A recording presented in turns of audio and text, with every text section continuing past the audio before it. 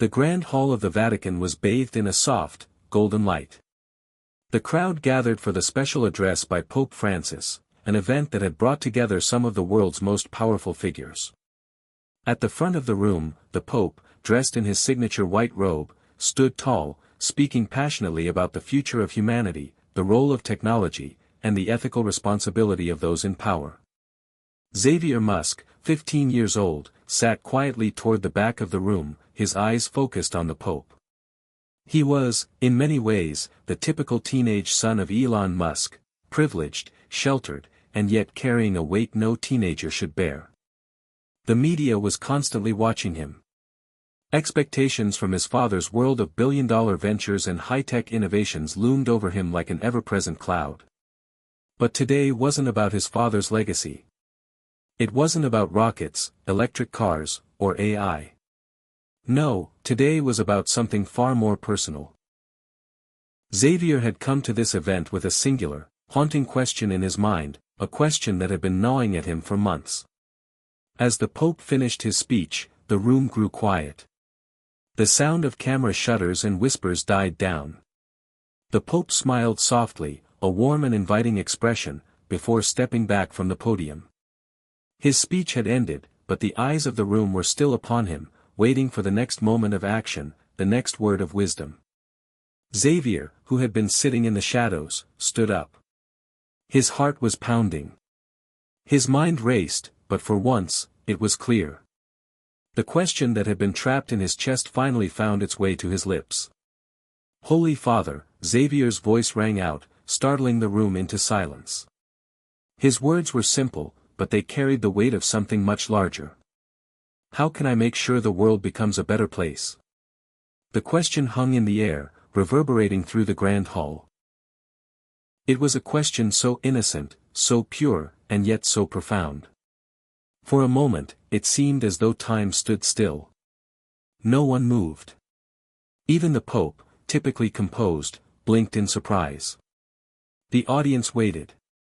Xavier's heart raced, but he could feel the eyes of the room, the collective breath held in anticipation. There were murmurs in the crowd, some people exchanged uncertain glances, others leaned forward in curiosity, unsure of how the young Musk heir would be received. Was this just another naive question from a privileged teenager, or was there something more beneath it? The Pope's eyes softened as he looked at Xavier. His expression shifted, a mix of understanding and warmth as he regarded the boy who, despite his father's fame, seemed so small in the sea of powerful figures around him. For a brief moment, it seemed like the Pope might not answer at all. But then, with a calm that matched the serenity of the Vatican itself, he spoke. "Xavier," the Pope began gently, "this is a question that carries the weight of the world. But to answer it, one must first understand the world, and most importantly, understand the heart." His voice was quiet but filled with depth, as though he were speaking directly to Xavier, but also to every soul in the room. The world can be changed, but it is not through technology alone, nor wealth, nor power. It is through compassion, empathy, and understanding of one another. The crowd sat in stillness, absorbing the gravity of the moment. Xavier felt his throat tighten as the Pope's words sank in. He had expected wisdom, yes, but something about hearing it from the Pope, who had dedicated his life to serving others, struck him deeply. There was a quiet strength in the Pope's voice, a kind of unshakable belief that the future of humanity rested not in the hands of those who could build the biggest, the fastest, or the most profitable, but in those who could understand the need for kindness, generosity, and connection. But Xavier still didn't have his answer. He had hoped for more. He had hoped for a tangible solution, something actionable, a roadmap that could guide him as he stepped into the world, a world that seemed so vast and overwhelming for someone his age. Before Xavier could respond, the Pope smiled at him, his expression softening. "The path to a better world is not easy, my young friend," he said. "But it begins with understanding that no one person can do it alone. It requires a community, a willingness to listen and to serve others. The world will not change with one question, but perhaps your question is the first step toward finding the answer." The silence that followed was profound. Xavier stood still, absorbing the words. They felt like a riddle, something that would take years to fully understand. How could he make the world better? He had thought it would be something easy to answer, something that could be fixed with money or technology. But now, as he stood in front of the Pope, he realized that change wasn't so simple. It wasn't about creating something new, but rather, about nurturing what was already there, about embracing the world with a sense of compassion that could heal wounds far deeper than any innovation could fix. Xavier nodded slowly, trying to digest the meaning behind the Pope's words. The crowd began to murmur again, some exchanging comments about the young Musk's unexpected question, others debating the Pope's response. As he turned to leave the stage, Xavier's mind swirled with questions. What was he supposed to do with the weight of the Pope's words? How could he, someone so young, so immersed in the world of technology, find his own way to create positive change? And what about his father? Elon Musk had spent his life creating futuristic technologies, revolutionizing entire industries, and changing the way the world thought about space, electric cars, and artificial intelligence. Was this something Xavier could ever truly embrace? Was he destined to follow in his father's footsteps, or could he forge his own path, one not driven by the cold logic of progress, but by a deeper understanding of what truly mattered? As he walked off the stage, Xavier caught his father's gaze across the room. Elon, who had been watching the entire exchange, met his son's eyes with a look that was both proud and uncertain. There was a moment of connection between them, an unspoken acknowledgement that the future was now in Xavier's hands. Xavier glanced back at the Pope, who had already returned to his seat, the weight of his words still hanging in the air. For the first time in his life, Xavier felt the burden of his question. The simple question that had opened the floodgates to an entirely new way of thinking. How can I make sure the world becomes a better place? The question echoed in his mind. He didn't know the answer yet, but for the first time, he felt like he was on the brink of something much larger than himself. The journey had only just begun. Hit subscribe and leave a comment with where you're watching from. This story might just spark a new beginning. What's one thing that always pushes you forward, even when things get tough? Xavier Musk sat on the edge of his bed that evening, staring out at the city lights of Los Angeles. His father's sprawling mansion, with its sleek, modern architecture, stood as a monument to success, built on a lifetime of billion-dollar ideas and world-changing innovations. The glass walls of his bedroom allowed him a full view of the world below, yet it felt like he was in a cage. The opulence surrounding him only deepened his sense of isolation. He wasn't sure when it had happened, but somewhere along the way, the bright, ambitious boy who had once been excited about his father's work had become someone who longed for something more than the high-tech gadgets and billion-dollar ventures that were always on the horizon. The world around him seemed to revolve endlessly around his father's empire, SpaceX, Tesla, Neuralink, each project more grandiose than the last. But what about him? Xavier, despite his famous last name, felt like an afterthought in a world built on the grandeur of his father's success. Xavier's childhood had been anything but ordinary. From the moment he could walk, he was surrounded by the best that money could buy. Tutors in languages and math. Personal chefs. Private jets. But there was something his father's wealth and fame couldn't give him, a sense of belonging, a sense of purpose. Elon Musk, a visionary with a mind always racing ahead of everyone else, often seemed distant. Xavier could never quite reach his father's level of intensity, nor could he understand the constant drive for achievement. He had been taught to think big, but the lessons always felt disconnected from the real world. "I just want to understand, Dad," Xavier had once said, a few years back, after watching one of his father's countless interviews. "Why do you do all of this?" Elon had paused, seemingly lost in thought for a moment. Then, with his typical focus, he had said, "Because I believe the future is something we can build. We're not here to coast through life. We're here to change the world." Xavier nodded at the time, but the words never quite settled. The truth was, he didn't fully understand what that even meant. Changing the world was a lofty goal, but to Xavier, it always seemed more like a race than a mission, constantly moving forward, without ever stopping to ask whether it was the right direction. His mother, Justine Musk, had always been more present in his life, though she too had her own struggles. As the ex-wife of one of the world's most famous tech moguls, Justine often found herself caught between her own pursuits and the overwhelming expectations that came with her family's name. She tried her best to make Xavier feel grounded, teaching him about literature, art, and history, but even she couldn't escape the shadow of her ex-husband's ever-expanding empire. Xavier's memories of his childhood weren't all filled with technological wonders or the promise of a better future. He remembered the times he'd watched his parents' marriage fall apart, the tension between them growing as Elon's ventures consumed more of his time. He remembered the loneliness that crept in when his father's face was more often on a screen than across the dinner table. Elon's work wasn't just his passion, it was an obsession, and it often left little room for anything else, including family. As he grew older, Xavier began to question everything. His father's relentless pursuit of progress, was it really making a difference, or was it just a game, a race to be the first to reach the stars? Xavier had attended countless tech conferences and been a part of high-profile projects, but his presence always felt secondary, as if he were a part of the background, the sidekick to his father's superhuman feats. School was no easier. Xavier was a brilliant student, but he never felt like he fit in. Most kids were enamored by his last name, but none of them truly understood him. They thought he had everything, wealth, power, connections. But what they didn't see was the isolation. The constant media scrutiny. The loneliness of being someone everyone wanted to know, but no one truly understood. Xavier's closest friend was his half-sister, Tosca Musk. They had a shared bond that ran deeper than blood. Growing up in a family constantly under the microscope of the world, they found solace in each other.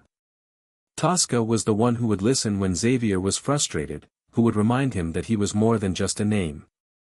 She understood what it felt like to live in the shadow of something so immense. Yet, even Tosca's comfort couldn't answer the questions Xavier had about his future. What was he meant to do? Was he supposed to follow in his father's footsteps and continue the legacy of innovation? Or was there something else, something deeper, that he had yet to discover? Despite the glitz and glamour of his life, Xavier felt something lacking, a deep desire to make a difference, to understand what it truly meant to create a better world. It was something that had been sparked the moment he had watched his father launch another rocket into space, hearing the cheers of the crowd as the world marveled at his father's success.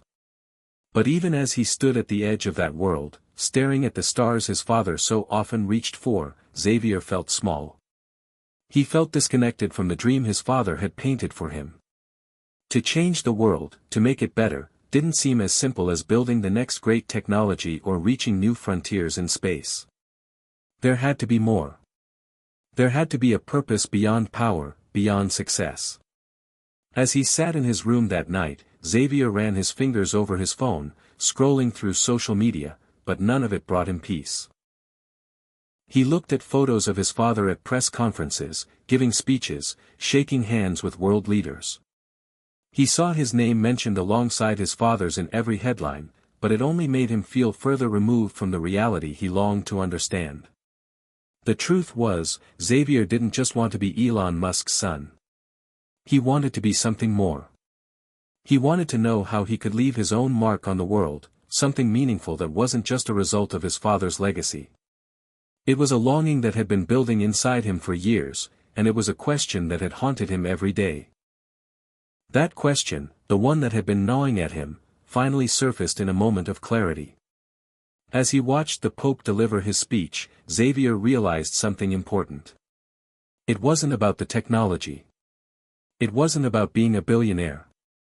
It was about what kind of person he wanted to be, and how he could use his position to make the world better, not just in terms of gadgets and profit, but in the lives he could touch. And with that realization came the question that had been building inside him for years, the question he was finally ready to ask. The one he would ask the Pope. Holy Father, how can I make sure the world becomes a better place? The question Xavier had asked Pope Francis lingered in his mind long after he had left the Grand Hall. As his father's sleek black car sped through the streets of Rome that evening, Xavier couldn't shake the feeling that his life was about to change. He had hoped that by asking such a simple question, "How can I make sure the world becomes a better place?" he would receive a clear, easy answer.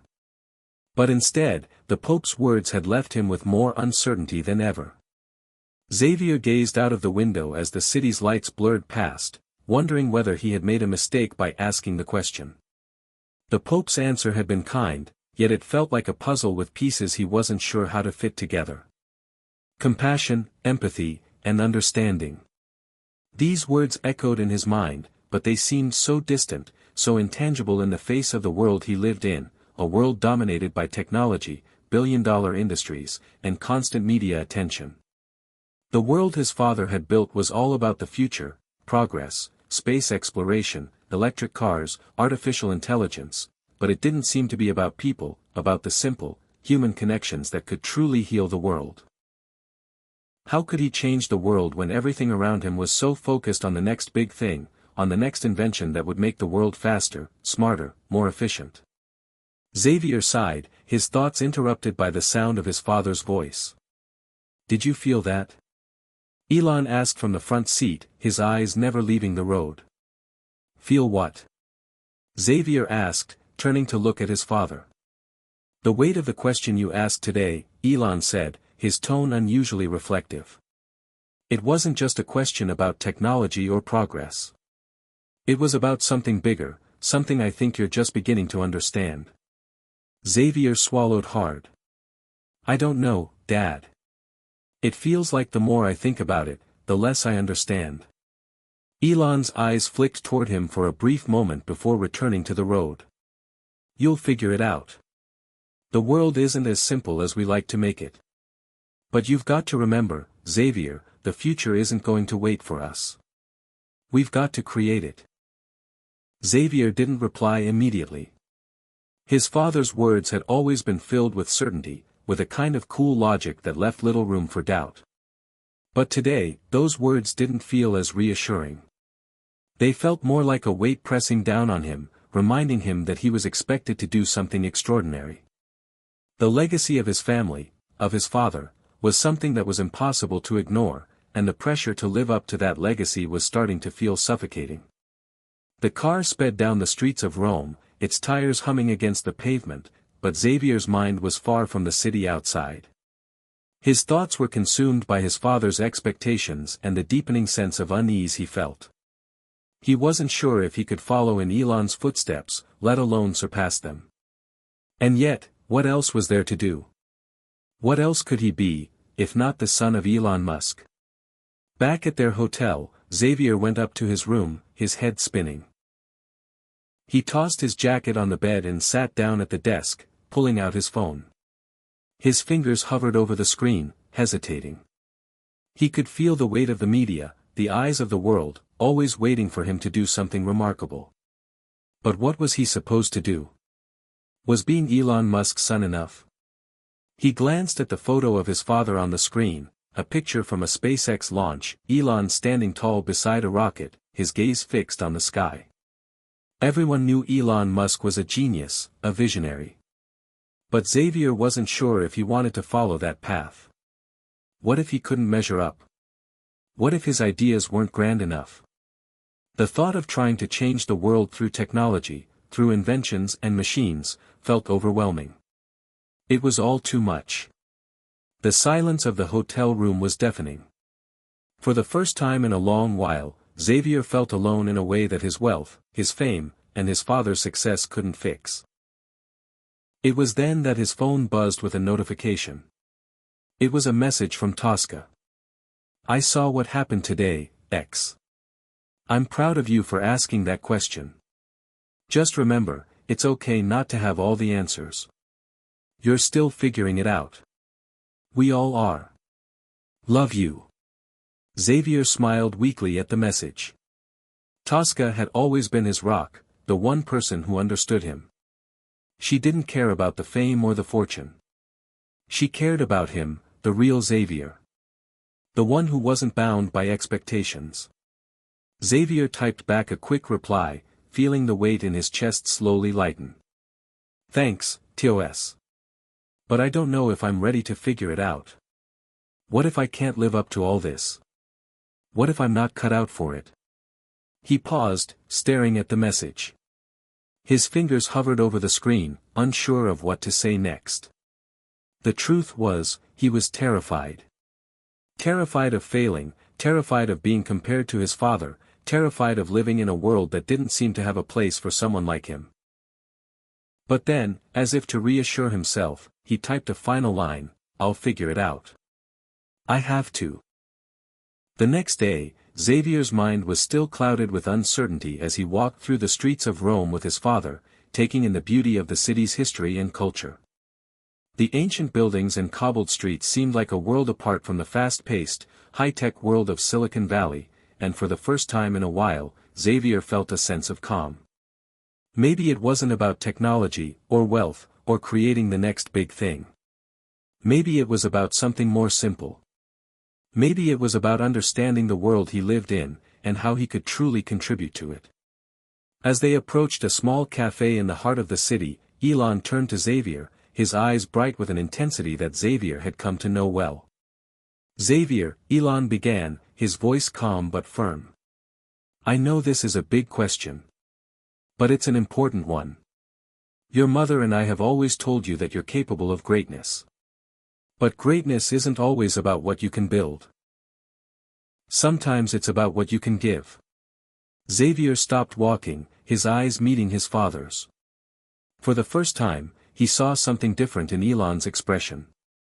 It wasn't just the relentless ambition he had always known, but something softer, something more vulnerable. "I've spent so much of my life trying to change the world with technology," Elon continued, his voice softer now. "But in the end, the world will remember you for what you did with your heart. Not just your mind." Xavier felt a lump form in his throat. It wasn't the answer he had been expecting, but it was the one he needed. The conflict within him, the pressure to live up to his father's legacy, hadn't disappeared. But for the first time, he felt a glimmer of hope. Maybe the world didn't need another Elon Musk. Maybe it needed someone who understood the balance between progress and compassion. Someone who could bridge the gap between innovation and humanity. That evening, as they prepared to fly back to California, Xavier felt a renewed sense of purpose. His father's words had not solved all of his doubts, but they had given him something to hold on to. A path that was uniquely his own, one that didn't require him to be anyone but himself. The world was full of challenges, full of questions without easy answers. But Xavier was beginning to realize that maybe, just maybe, the first step to answering them was learning how to listen, not just to the voices of the world, but to his own heart. The road ahead was still uncertain, but for the first time, Xavier felt like he was on the right path, one that would lead him not just to change the world, but to truly understand it. The flight back to California felt like a blur. Xavier sat in the private jet's plush seats, his fingers lightly tapping the armrest as he stared out the window. The endless sky stretched out before him, an expanse that seemed as vast and uncharted as his own future. The words his father had shared with him in Rome still echoed in his mind, as well as the question he had asked the Pope. For the first time in a long while, Xavier felt like something had shifted inside him. The path forward was still unclear, but he no longer felt like he was wandering in the dark. Maybe the change he was seeking didn't need to be grandiose. Maybe it could start small. Maybe it could begin with the people he encountered and the choices he made each day. As the jet descended toward the sprawling metropolis of Los Angeles, Xavier's thoughts were interrupted by the quiet hum of the engines powering down. He glanced at his father, who was seated across from him, his face illuminated by the soft glow of the cabin lights.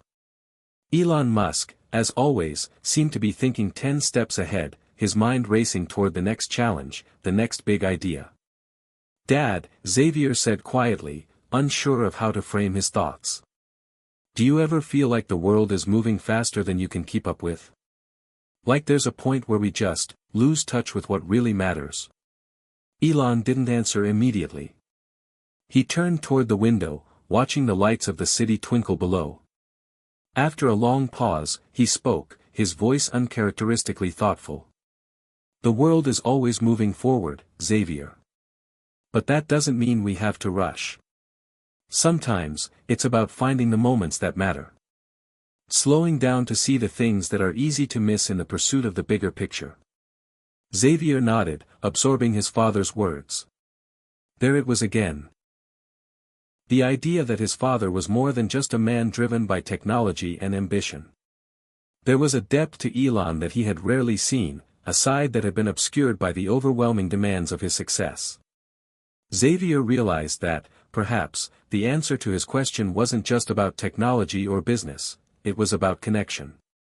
About the people he encountered, the choices he made, and the way he approached the world. Maybe, in that connection, he could start to understand what it meant to make a difference. The jet landed smoothly on the private runway of Musk's estate, the sprawling grounds coming into view as the wheels touched down. Xavier's mind was still whirling with possibilities as they disembarked from the plane, the air crisp and cool against his skin. The mansion stood in front of him like a beacon, a monument to his father's success. But this time, it didn't feel like a prison. It felt like a starting point, a place where he could begin to carve out his own path.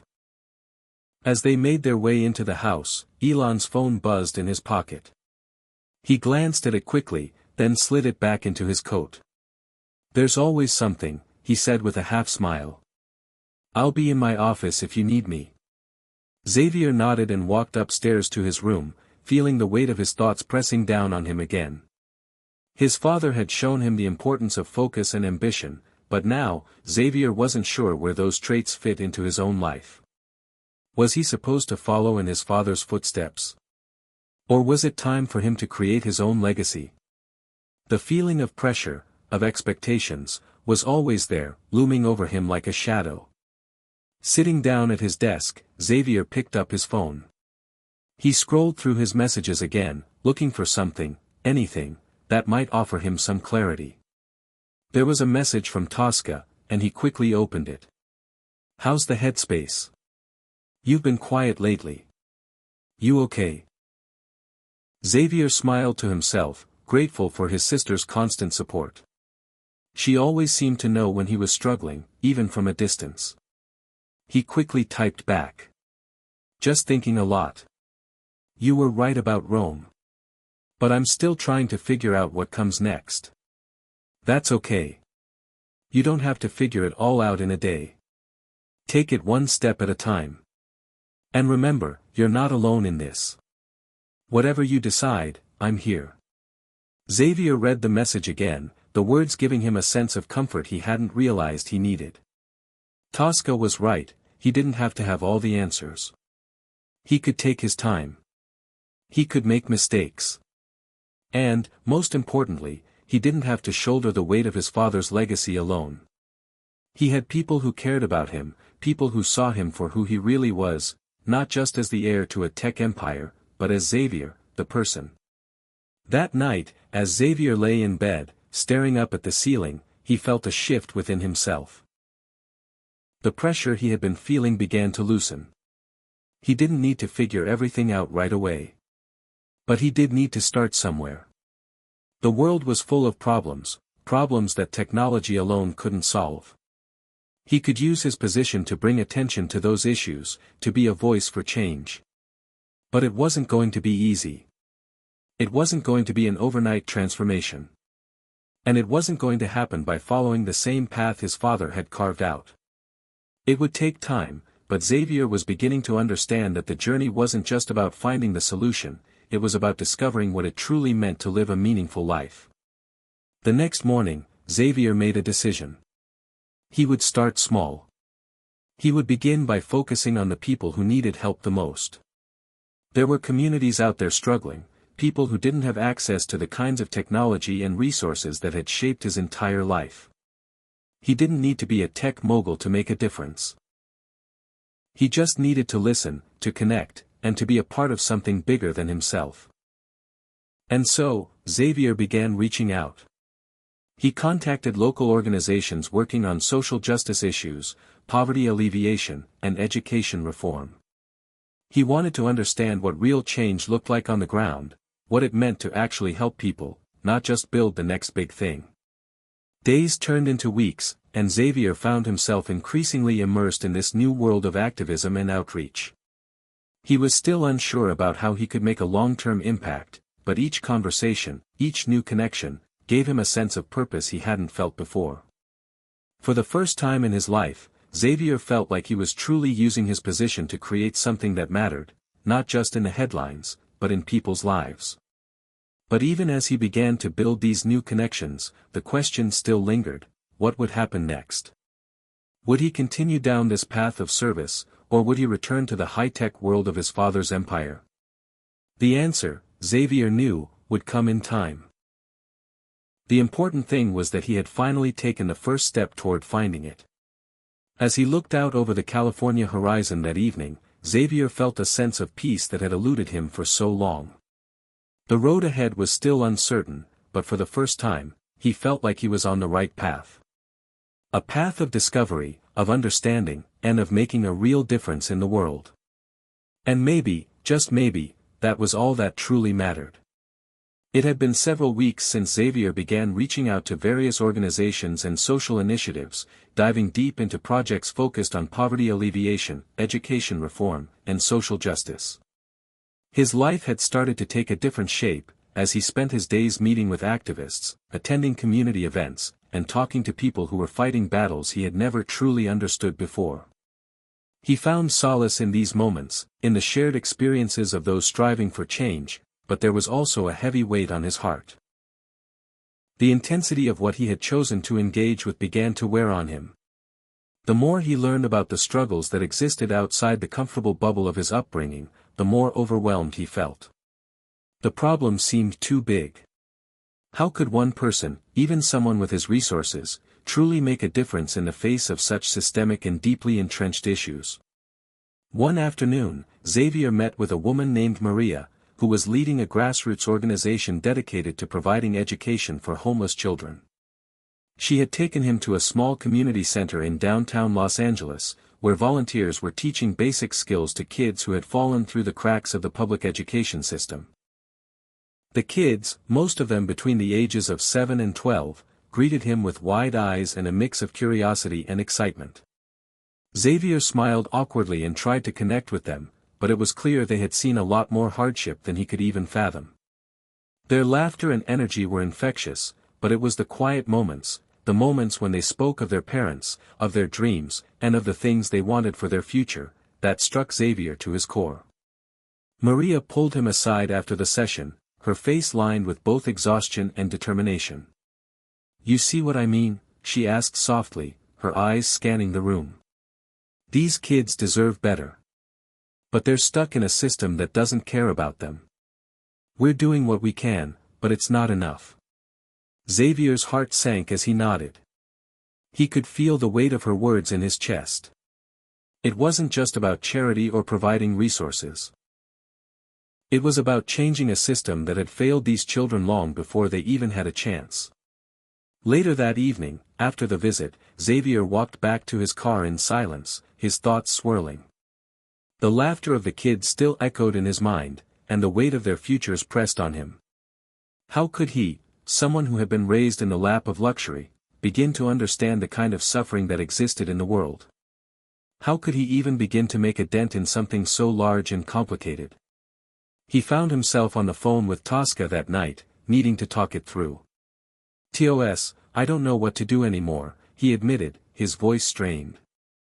"I've been trying to get involved in these causes, but the more I see, the more overwhelmed I feel. It's like trying to drain an ocean with a spoon." Tosca's voice came through the phone, steady and comforting. "Xavier, you're doing more than most people ever will. But you can't fix everything in one day. What matters is that you're trying. And that's more than most people ever do. It's about the small steps. About showing up, even when it's hard." Xavier sat in silence for a long moment, the gravity of her words sinking in. He had been so focused on the magnitude of the problems, on trying to solve everything, that he had lost sight of the small victories, of the people he was helping, even in the smallest ways. But it's not enough, Xavier said, frustration creeping into his voice. I want to do more. I want to change things on a larger scale. How do I even begin to think about that? You start with what's in front of you, Tosca replied. What you're doing now, it matters. It might not feel like it's moving mountains, but you're planting seeds. And sometimes, that's all you can do. Xavier took a deep breath, his mind still spinning. He didn't have all the answers, and he wasn't sure how this journey would unfold, but for the first time in weeks, he felt a small sense of peace. He didn't have to change everything at once. He just had to keep showing up. The next day, as Xavier walked through the bustling streets of Los Angeles, he found himself reflecting on what Tosca had said. He'd been so focused on the big picture, the overarching goal of saving the world, that he had overlooked the importance of the smaller, quieter moments. The kids in the community center, the volunteers who dedicated their time to teaching them, Maria's unwavering passion for the cause, these were the moments that truly mattered. These were the things he could contribute to. And maybe that was enough for now. He thought back to the Pope's words. Compassion, empathy, understanding. These weren't just lofty ideals. They were the foundation for real change, even if that change wasn't immediate. Even if it didn't happen on a grand scale. As he continued to walk, Xavier's phone buzzed with a message. It was from his father. Xavier, I need you to meet with someone tomorrow. I think this could be important for you. Let's talk more when you're free. Xavier felt a flicker of unease. It wasn't like his father to send such cryptic messages. He quickly typed back. Who is it? What's this about? The response came almost immediately. Someone who may be able to help you with your next step. I'll explain more in person. Xavier's mind raced as he put his phone back into his pocket. He didn't know what this was about, but something told him that this meeting would be a turning point. He wasn't sure how, but he felt an undeniable pull toward whatever lay ahead. His journey was far from over, and perhaps this was the moment he had been waiting for, the moment that would help him put all the pieces together.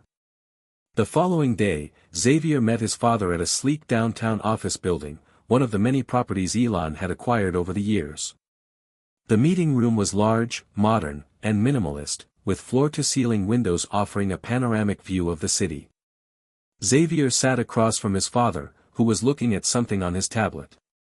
Dad, who am I meeting? Xavier asked, his curiosity growing. Before Elon could respond, the door opened, and a woman stepped inside. She was tall, dressed in an impeccably tailored suit, and exuded an air of quiet authority. Xavier immediately recognized her. It was Dr. Isabella Cruz, a well-known philanthropist and tech innovator who had made a name for herself by working on projects focused on sustainable energy and social entrepreneurship. Elon, Dr. Cruz said, smiling warmly. It's good to see you. Xavier stood up, extending his hand. Dr. Cruz, I didn't know you were involved in this. Elon smiled and leaned back in his chair. Dr. Cruz is exactly the person I think you need to talk to, Xavier. She's been working on some projects that could align with your goals. She's built things that are grounded in real impact, things that can actually change people's lives. Dr. Cruz looked at Xavier thoughtfully, her eyes assessing him with the precision of someone who had seen it all before. I've heard a lot about you, Xavier. And I've been following the work you've been doing with the organizations you've connected with. But I think you're ready to take the next step. The question is, are you ready to build something on your own? Xavier took a deep breath, feeling the weight of her words. This was the moment. This was the opportunity he had been waiting for. But it was also the beginning of something much bigger, something that would require him to step into the unknown, to take risks, and to follow a path that might not always be clear. Xavier looked between his father and Dr. Cruz, and in that moment, he knew that his journey was about to take a new turn, one that would force him to confront his deepest fears and desires, and ultimately, redefine what it meant to make a real difference in the world. "Let's do it," he said, his voice steady but filled with a mix of excitement and uncertainty. The real journey was about to begin. Xavier's decision to take the next step into the unknown was not an easy one. The conversation with Dr. Isabella Cruz had left him with a sense of excitement, but also a deep sense of responsibility. The projects she had been working on were ambitious, designed not just to change a single life but to change entire communities. They had the potential to reshape industries and create new opportunities for people who had been overlooked for far too long. It was everything Xavier had been seeking, a way to use his resources and connections for something meaningful. But the question still lingered in his mind: was he ready for it? The days that followed felt like a whirlwind. Dr. Cruz invited him to several meetings with other entrepreneurs and activists she had collaborated with over the years. Some were already well established in their fields, while others were just beginning their journey but shared a common goal: using technology and innovation to solve complex societal problems. Xavier was struck by the passion and vision in each of these individuals. They weren't just trying to build the next big product or company, they were driven by a mission to make the world a better place. It was the kind of energy he had been searching for. However, as the days passed, Xavier began to feel the weight of his new path settling in. Each new meeting brought a growing sense of both inspiration and pressure.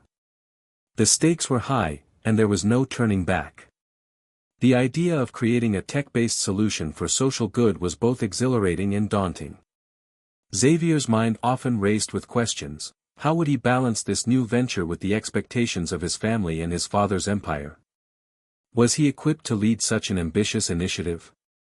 And perhaps most importantly, was he truly ready to take on the responsibility of making decisions that could change so many lives? It was one evening, a few weeks into this whirlwind of meetings and brainstorming sessions, that Xavier found himself sitting alone in his study. The soft light from his desk lamp illuminated the room, and the steady rhythm of his breathing was the only sound he could hear. He stared at the stack of notes and research papers in front of him, his thoughts swirling with everything he had learned so far. Just as he was about to pick up the phone to reach out to Tosca, the door to his study opened, and Elon stepped inside, his usual confident demeanor softened by the quiet intensity in his eyes. "I thought I'd find you here," Elon said with a slight smile, stepping further into the room. "You've been pretty absorbed in all this lately." Xavier didn't immediately respond, his mind still processing the enormity of the decision he was about to make. "I've been thinking a lot," he said finally, his voice quiet. "About everything. About the people I've met, the organizations I've spoken with. About what I want to do next." Elon sat down across from him, his eyes locking onto his son's with an understanding that Xavier had often taken for granted. "You've always been a thinker," Elon said softly. "But sometimes, thinking too much can make it harder to see the truth. The world doesn't need more ideas. It needs people willing to take action." Xavier looked at his father, his gaze steady. "I'm not sure if I'm ready to take action in the way that's required. The responsibility, it's overwhelming, Dad. I don't want to mess this up." Elon leaned forward, his voice low but firm. "You don't have to have all the answers. The important thing is to be in motion, to keep moving towards something, even if you don't know exactly where it leads. The biggest mistake you can make is standing still out of fear. You have the resources, the connections, and the ability to make a difference. But none of that matters if you don't take that first step." Xavier absorbed his father's words in silence. His heart was pounding in his chest. His father's words carried weight, but they also stirred something deep inside him, an urge to step up, to make the kind of change he had always admired but never thought possible. Elon had built an empire, yes, but what truly set him apart was his willingness to take risks, to push boundaries, and to never stop trying, even when the world doubted him. Maybe it was time for Xavier to do the same. "What if I fail?" Xavier asked, his voice betraying his fear.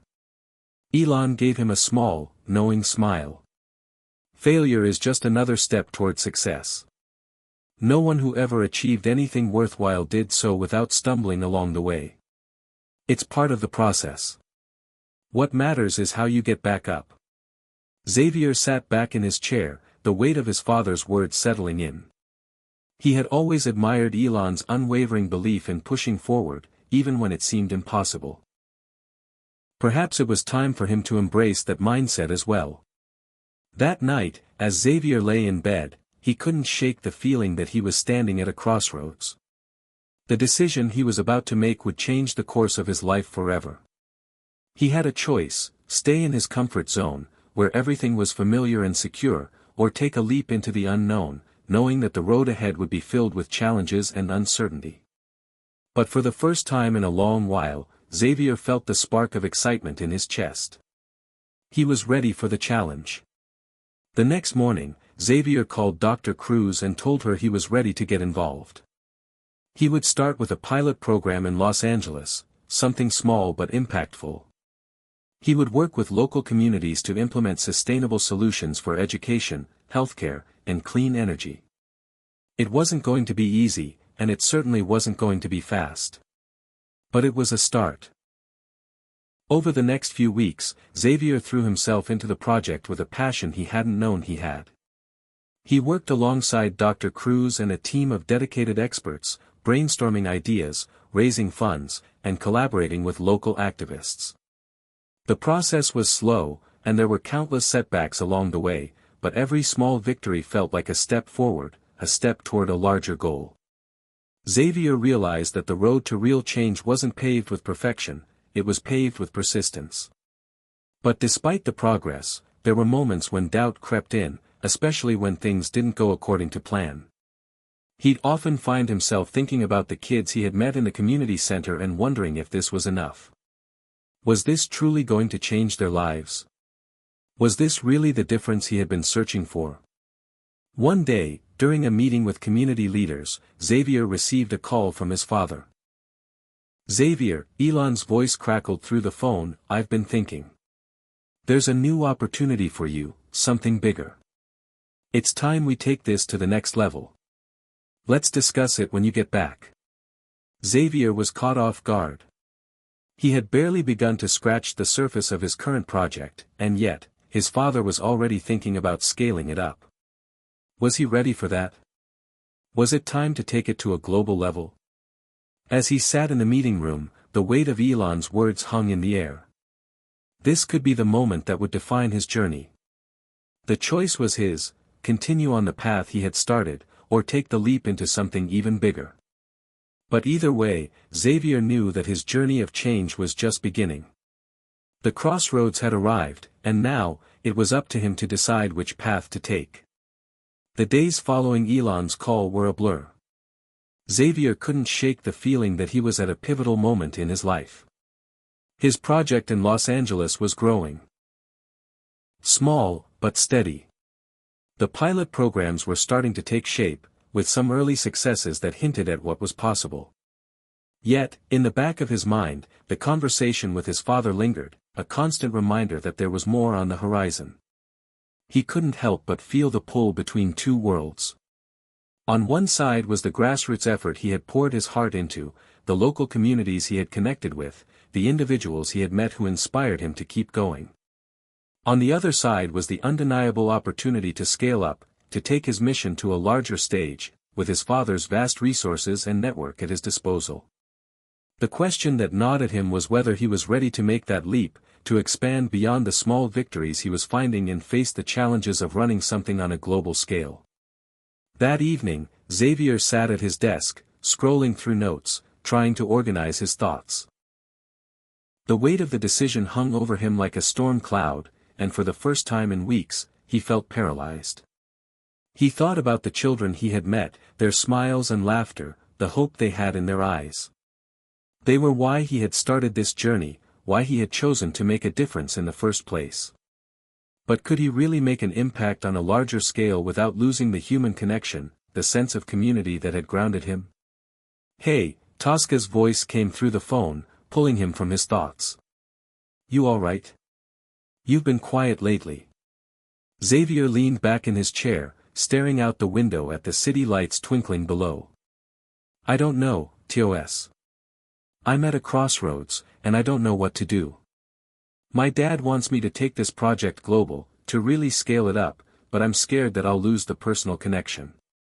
That I'll end up just another businessman making deals, rather than someone who's truly changing lives. There was a pause on the other end, and Xavier could almost hear Tosca thinking through her words. Xavier, she said softly, I get it. It's hard to reconcile the two. But here's the thing, you don't have to choose one over the other. You're still the same person. The same values. The question is, how do you carry that with you into something bigger? If you can scale your impact without losing sight of what matters, that's how you truly make a difference. Xavier closed his eyes, her words sinking in. She was right. The idea of scaling up didn't mean abandoning his roots, his commitment to the people he had already met. It meant finding a way to amplify that impact, to make the change he believed in reach farther. He had to trust that the core of what he was building, the human connection, the empathy, the drive to do good, could remain intact, no matter how big things got. The next day, Xavier sat down with Dr. Cruz in one of the conference rooms at her office. They were preparing for another round of meetings with potential investors and partners. He had been feeling increasingly nervous about the upcoming discussions, but today, something was different. There was a quiet determination in him that hadn't been there before. Dr. Cruz, he began, his voice steady, I've been thinking a lot about the future of this project. About scaling it, about bringing it to a global audience. But I need your perspective. How do we grow this without losing the personal touch? Without losing what makes it meaningful?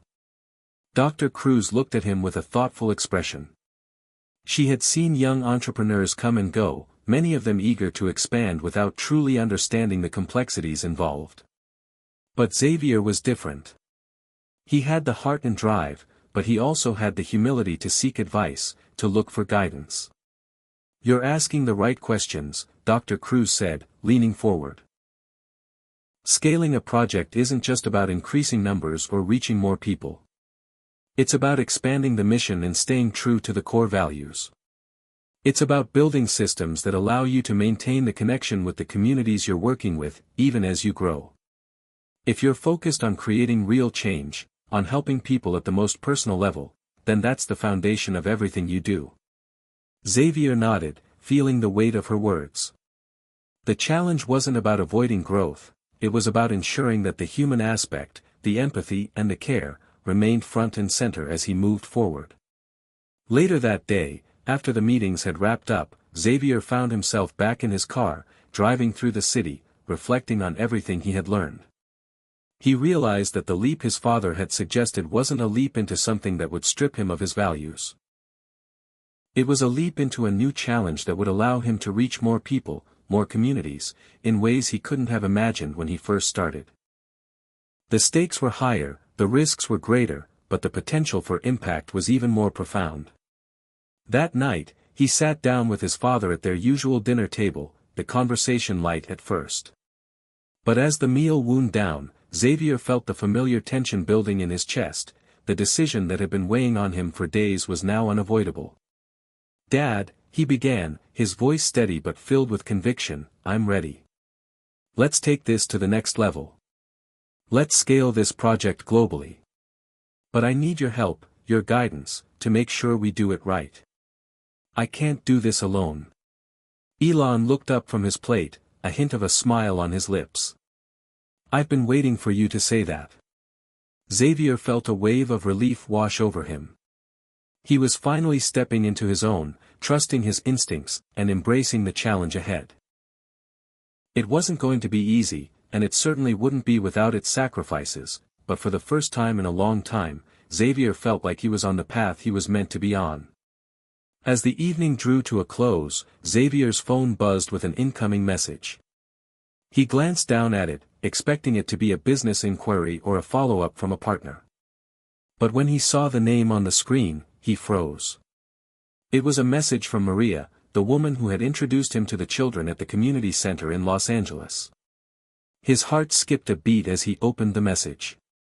Xavier, I need to talk to you. Something's happened. We need your help. The kids, they're in danger.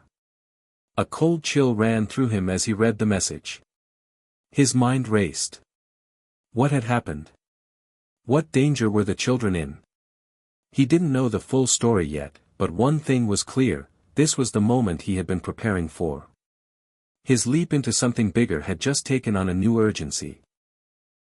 The work he was doing, the lives he had touched, were more intertwined with his destiny than he had realized. Xavier stood up from the table, his decision made. The future was no longer just about scaling his project, it was about acting when it mattered most. "Dad," he said, his voice firm, "I have to go. There's something urgent I need to do." Elon's expression softened, a rare moment of understanding passing between them. "Go," he said. "This is what you've been training for. You've got this." And with that, Xavier knew his journey was far from over. The leap of faith had begun. The drive to Los Angeles was the longest trip Xavier had ever made, even though the distance wasn't that far. His mind raced with 1,000 thoughts as he navigated through the streets of the city, heading towards the community center where he had spent so many hours working with Maria and the children. He couldn't stop thinking about the message. The kids, they're in danger. It was hard to process what that could mean. Was it a threat? Was there a situation in the community that had taken a dark turn? Xavier had always believed in the potential for change in the neighborhoods he worked with, but this was different. This was personal. The kids weren't just a project, they were faces he knew, voices that had become a part of his daily life. When he arrived at the community center, Maria was waiting outside, her face grim. She waved him over as soon as she saw him, and Xavier could feel the tension in the air before he even stepped out of the car. "Maria," he said, trying to keep his voice steady. "What's going on? What happened?"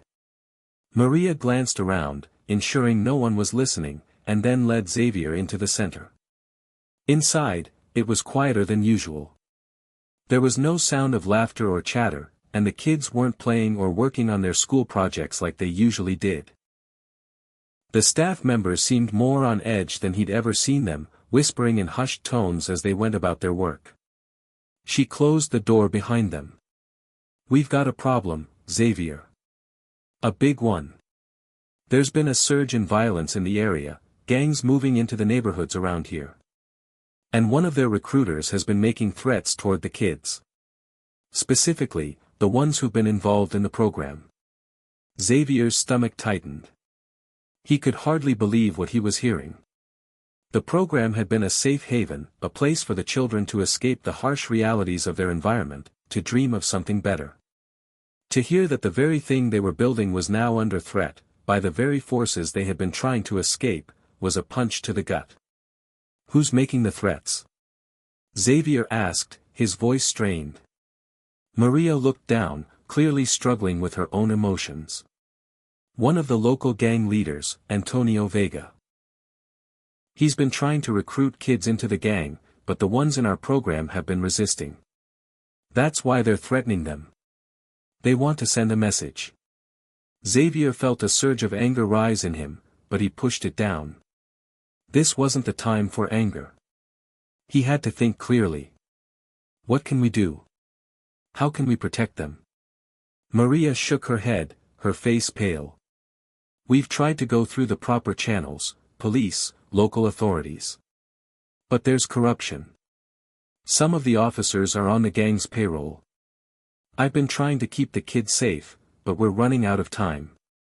I don't know how much longer we can keep them hidden. Xavier's mind raced. The kids were in immediate danger, and if he didn't act quickly, things could spiral out of control. He had the resources to make a difference, but he had no idea how to navigate the complexities of gang violence and corruption at this level.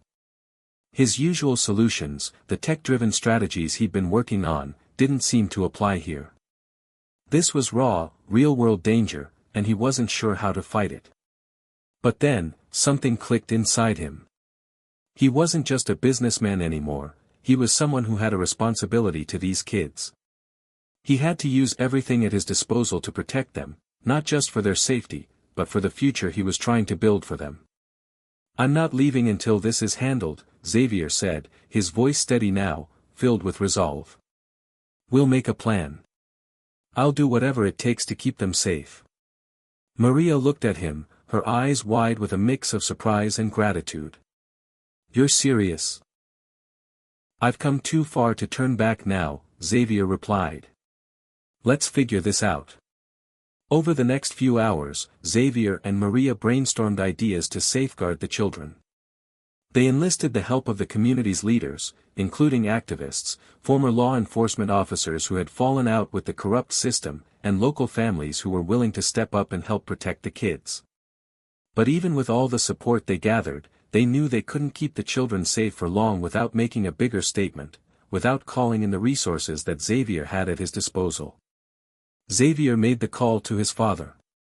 Dad, I need your help, he said, the gravity of the situation clear in his voice. What's going on? Elon's voice was sharp with concern. There's a gang operating in the neighborhood where we're running our program. They're threatening the kids, trying to recruit them.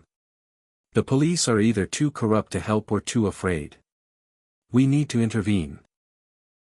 We need more resources, and we need them fast. Elon was silent for a moment, then spoke with a quiet, measured tone. I've been watching the situation closely. I thought something like this might happen. I'll make some calls, get security in place. But I need you to focus on keeping them safe. We'll handle the rest.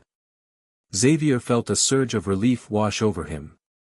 For the first time in hours, he felt like they might have a chance. That night, Xavier stayed at the community center with Maria and a small team of volunteers, setting up safe rooms and securing the perimeter as best they could. They had already relocated a few of the most at-risk children to safe houses, but they knew it wasn't enough. They were running out of time. Around midnight, as Xavier was reviewing some security protocols with one of the volunteers, he got another message. It was from Maria again. They know. They're coming for us. We need to move, now. Xavier's heart raced as he glanced at the message.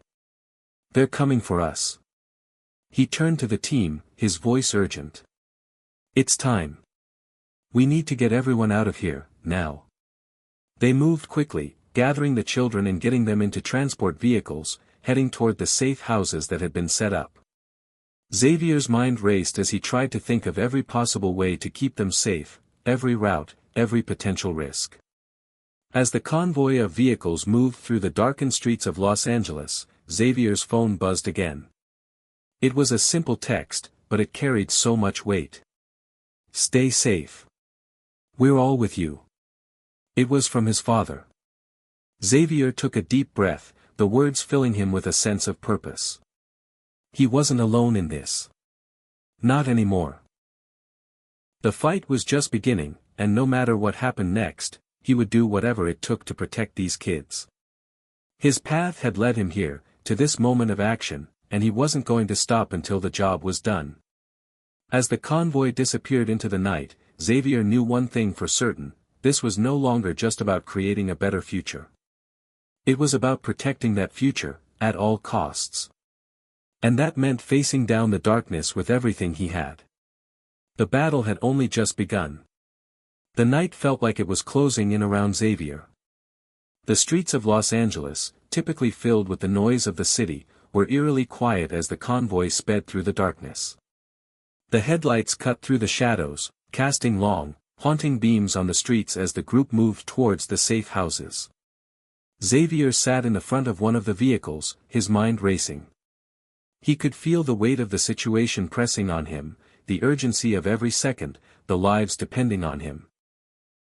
Maria sat in the seat next to him, her face tense, her hands clenched tightly on her lap. She hadn't said much since they'd left the community center, but her eyes spoke volumes, fear, but also a deep resolve. "Do you think we'll make it?" she asked quietly, her voice barely audible above the hum of the engine. Xavier glanced over at her, his own heart heavy with the gravity of the question. It was the same question he had been asking himself since receiving that text. They know. They're coming for us. I don't know, Xavier admitted, his voice tight with the weight of the uncertainty. "But we're not giving up. We have to keep moving. We'll get through this. We just need to stay ahead of them." Maria nodded, though Xavier could tell she wasn't fully convinced. She had been through so much already, trying to protect these kids, trying to make a difference in a place that often seemed hopeless. The fear was there, but so was the determination. And Xavier had seen that before in the people who had truly made a difference, people who didn't back down when things got tough.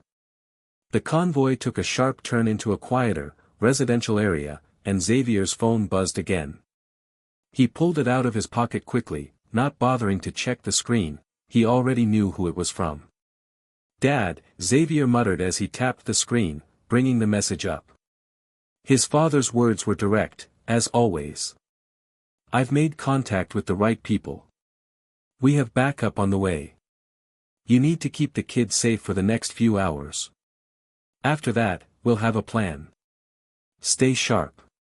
You've got this." Xavier's chest tightened. Backup on the way. He didn't know what that meant exactly. His father had a lot of resources, but he also knew that things were never as simple as they seemed. The situation was fluid, and in the world they were dealing with, anything could change in an instant.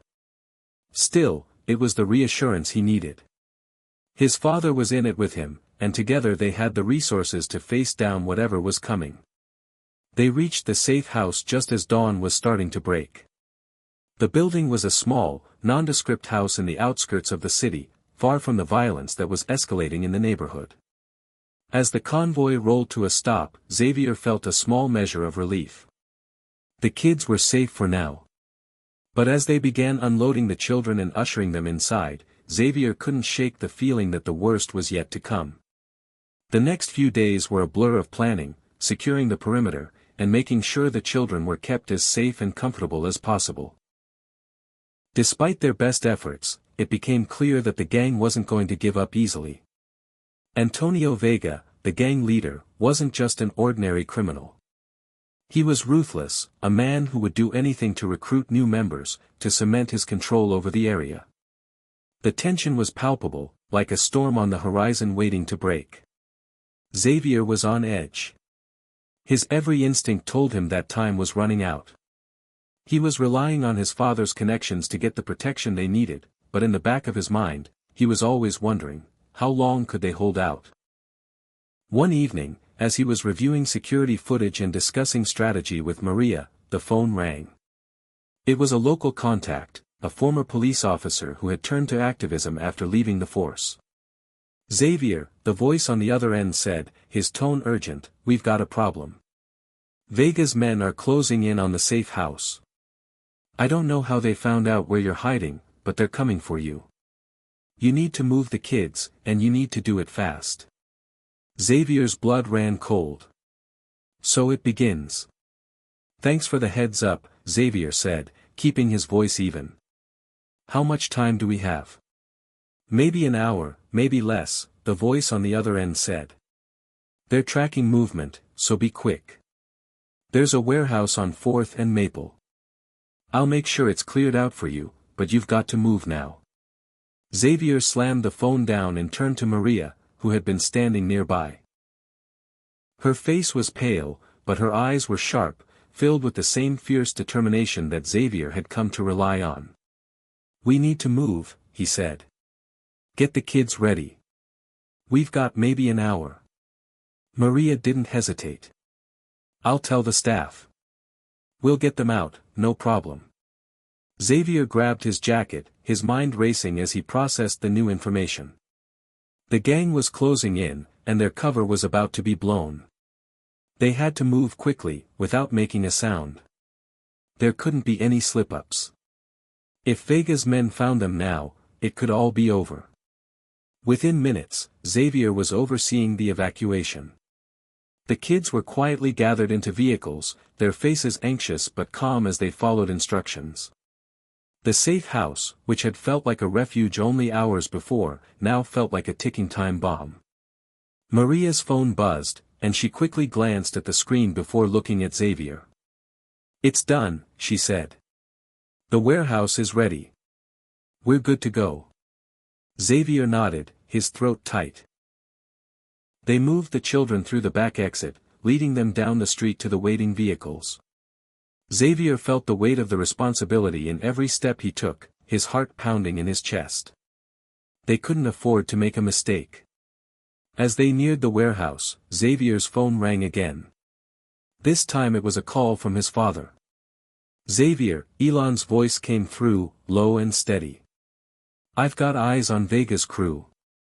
They're closing in on your location, but we've got some surprises waiting for them. Just get the kids to the warehouse. We'll take care of the rest. Xavier's grip on the wheel tightened. I'm on my way. Be ready. The convoy arrived at the warehouse, and as the kids were ushered inside, Xavier stood at the entrance, surveying the area. He could hear the distant rumble of engines, the unmistakable sound of approaching vehicles. His mind raced as he checked the perimeter one last time. Maria, he said, his voice grim, get the kids inside and stay with them. I'm going to make sure we're secure. Maria nodded, then disappeared inside with the children. Xavier stood alone for a moment, watching the horizon. The storm was closing in. The showdown was about to begin. The cold steel of the warehouse door clanged shut behind Xavier, cutting off any escape routes. He stood there for a moment, listening to the faint echoes of his footsteps, trying to steady his breath. He didn't have the luxury of fear. He had the kids to protect, and the clock was ticking down. Antonio Vega's men were getting closer, and the tension in the air was thick enough to slice with a knife. Xavier moved through the shadows of the warehouse, a sprawling, cavernous space filled with old crates and rusted equipment. The dim light filtering through the dirty windows painted everything in shades of gray, making the place feel even more desolate than it already was. His mind worked in overdrive, strategizing, calculating, and anticipating every move they might have to make. In the far corner of the warehouse, Maria was with the kids, making sure they were safe, keeping them calm. She was their rock, the one who had been with them through it all. Xavier wasn't worried about her, he knew she could handle the situation. But as the minutes passed, he couldn't shake the feeling that the walls were closing in on them. He was running out of time. Xavier's phone buzzed, jolting him from his thoughts. He pulled it out of his pocket, his hand shaking just slightly. It was a message from his father. Backup is in position. We're in contact with your local allies. They're tracking the movements. It's almost time to make your move. Stay safe. The reassurance from his father should have been comforting, but all it did was make the reality of the situation hit harder. There was no turning back now. This wasn't just about saving the kids, it was about taking a stand against everything that had been allowed to fester in the city for too long. If they didn't act now, the cycle of violence and fear would continue. Xavier texted Maria, "Stay alert. We need to move when I say so." The response came almost instantly, "Got it." He tucked the phone back into his pocket, taking a deep breath as he moved to the far side of the warehouse. He made his way to a stack of crates, crouching down to peer through the narrow slats. His mind was racing, trying to calculate how many men Vega had in tow. The streets had grown quieter, which only meant one thing: they were getting close. It didn't take long before the distant sound of engines reached Xavier's ears again, this time louder and more immediate. His pulse quickened. He could hear the low rumble of the cars as they approached the warehouse. They were here. The time to act was now. Xavier stepped back from the crates, pulling a set of small tactical radios from his bag. He handed one to a volunteer who had been with them throughout the week. "Take this. Stay in position and keep in contact," Xavier instructed, his voice firm, a stark contrast to the fear gnawing at his insides. "Keep the kids hidden until I give the signal." The volunteer nodded quickly, his face set in grim determination. Xavier had been impressed with the volunteer's commitment to the cause, but now wasn't the time for pleasantries. There was no room for error. He made his way to the center of the warehouse, where he could keep an eye on the incoming threat and also give directions to Maria and the others. The distant sound of vehicles slowed, and Xavier's heart skipped a beat. They were here.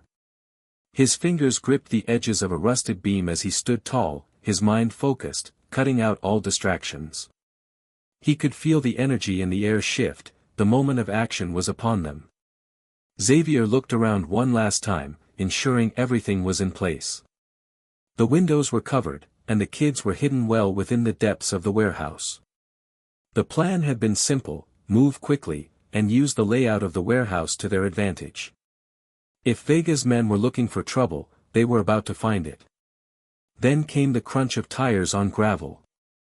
The footsteps followed shortly after. The gang members were closing in, moving with practiced ease, confident in their impending victory. But they didn't know what awaited them. Xavier quickly activated the radio, his voice low but urgent. "They're almost here. Hold your positions." There was a brief crackle of static, and then Maria's voice came through, calm but with a hint of tension. "Ready when you are." Xavier swallowed hard, his eyes narrowing as the sound of boots on the ground grew louder, closer. He could hear their conversation now, the arrogant bravado of the gang members as they approached. They were just a few steps away from the entrance. "Do it now," Xavier muttered to himself. Without warning, the warehouse doors burst open, and the first wave of men flooded in. They were just as Xavier had predicted, overconfident, expecting an easy victory. They weren't prepared for what came next. A series of blinding flashbangs went off, lighting up the space in a dazzling explosion of white light. The men stumbled, momentarily disoriented by the flash and the ringing in their ears. In that brief moment of chaos, Xavier's team moved into action, silently but decisively.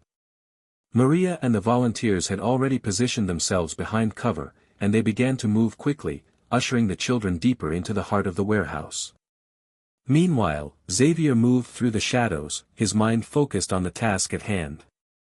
The first few gang members went down without a fight, the tactical team using non-lethal force to subdue them.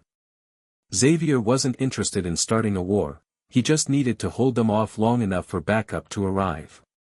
He was careful, precise, a master at using his surroundings to his advantage. Every turn, every movement had been planned out. Through the chaos, Xavier could hear Maria's voice through his earpiece. "We're almost clear. Just a few more minutes." The backup was close now, he could feel it. But he couldn't let his guard down, not yet. Suddenly, the sound of gunfire rang out, shattering the tense silence. A few of the gang members had recovered and were firing wildly, but the shots didn't find their targets. Xavier was already on the move, darting behind a stack of crates. His heart raced, but his focus never wavered. He knew this was just the beginning. The first wave had been stopped, but Vega wouldn't stop until he had what he wanted: control. And that meant Xavier and the kids had to stay one step ahead, no matter what. Xavier took a deep breath, his thoughts focused on the endgame. He could feel the battle shifting in their favor, but they were far from safe. They had to move quickly, and they had to finish this fight. The clock was ticking. The storm was closing in, and the calm before the storm was over. Hit subscribe and leave a comment with where you're watching from. This story might just spark a new beginning. What's one thing that always pushes you forward, even when things get tough? The warehouse was a cacophony of sound, shouting voices, the sharp crack of gunfire, and the echoing clang of metal against concrete. Xavier's pulse raced, his body moving on autopilot, every instinct telling him to stay focused, to keep the kids safe and buy them as much time as possible. He had no illusions. This wasn't just a fight for survival, it was a fight for a future that felt increasingly uncertain. The flashes of gunfire illuminated the shadows, casting long, distorted shapes across the room. Xavier ducked behind a stack of crates, his heart pounding in his chest. He could hear the sounds of chaos all around him, boots thundering across the concrete floor, the sounds of his team moving in perfect synchrony, a well-oiled machine determined to protect the innocent at all costs. Through his earpiece, Maria's voice crackled, filled with tension. "Xavier, we've got the kids to safety, but they're pushing us into a corner. You need to make a call, now." Xavier's grip tightened on his radio. His mind raced. "Keep them safe. Hold the line. Backup is close." "They won't get to them," Xavier replied, his voice steely, filled with a quiet determination. He could hear his own words, and the weight of them settled in his chest. He wasn't just talking about the children anymore, he was talking about everything he had worked for, everything he had fought to protect. The fight against the gang, against the system that had left these kids behind, had reached a breaking point. His team had managed to hold off the initial assault, but that was only temporary. Vega's men were regrouping, and they wouldn't stop until they had what they wanted. And right now, that was Xavier and the kids. A shadow flickered at the edge of the warehouse, and Xavier's instincts kicked in. He sprinted across the floor, his movements quick and calculated, sliding behind another pile of crates. He looked around, trying to make sense of the chaotic scene. The air was thick with tension, and there was no telling how long they could hold on. Through a crack in the wooden slats, he saw them, Vega's men, methodical and cold. They weren't just attacking, they were searching. Every inch of the warehouse was under their scrutiny, and they wouldn't stop until they found everyone hiding inside. The silence was broken by a sharp command, a voice cutting through the chaos: "Don't let anyone out. Search every corner." Xavier's heart skipped a beat. They were closing in. His mind raced. The kids had to get out of there. He couldn't afford to wait any longer. There was a small chance that backup could make it in time, but Xavier wasn't willing to risk it. He had to act. He keyed his radio. "Maria, get ready to move. We need to get the kids out now." There was a brief pause on the other end, then her voice crackled through. "On it." Xavier's eyes darted around, scanning the warehouse. He could see the path they needed to take, but it wouldn't be easy. Every exit was covered. They were trapped, unless they made a bold move. His mind flashed back to the plans he had made before the attack. The escape route was risky, but it was the only one that could work now. The kids were hidden in the back of the warehouse, behind several layers of crates and storage. He had planned it meticulously, but this was no longer about strategy. This was about getting them out, no matter the cost. Xavier moved toward the back of the warehouse, signaling to the volunteers as he did. He could hear the faint sounds of the gang members getting closer, their heavy footsteps reverberating in the concrete hallways. Every second counted. He motioned for them to follow him. "Move quickly," Xavier ordered in a low voice, his own heart hammering in his chest. "We can't stay here." The volunteers nodded, their faces tense, determined. Maria was already leading the kids through the back corridor. Xavier could see her in the distance, her silhouette moving with purpose. He couldn't afford to lose her. He couldn't afford to lose anyone. As they moved deeper into the warehouse, a new sound reached Xavier's ears, the low growl of an engine. It wasn't the sound of their own vehicles. His pulse quickened as he realized what it was: Vega's men had called for reinforcements. "Damn it," Xavier muttered under his breath. "They're not going to make it easy." "Xavier," Maria's voice came through the radio, "we've almost made it to the back gate. Keep moving." He didn't answer, he just picked up the pace, moving faster through the maze of crates. His every step was calculated, every motion designed to take him closer to the children. But time was running out. Every corner felt like a trap, every hallway felt like it could be their last. Then, from behind, a voice rang out.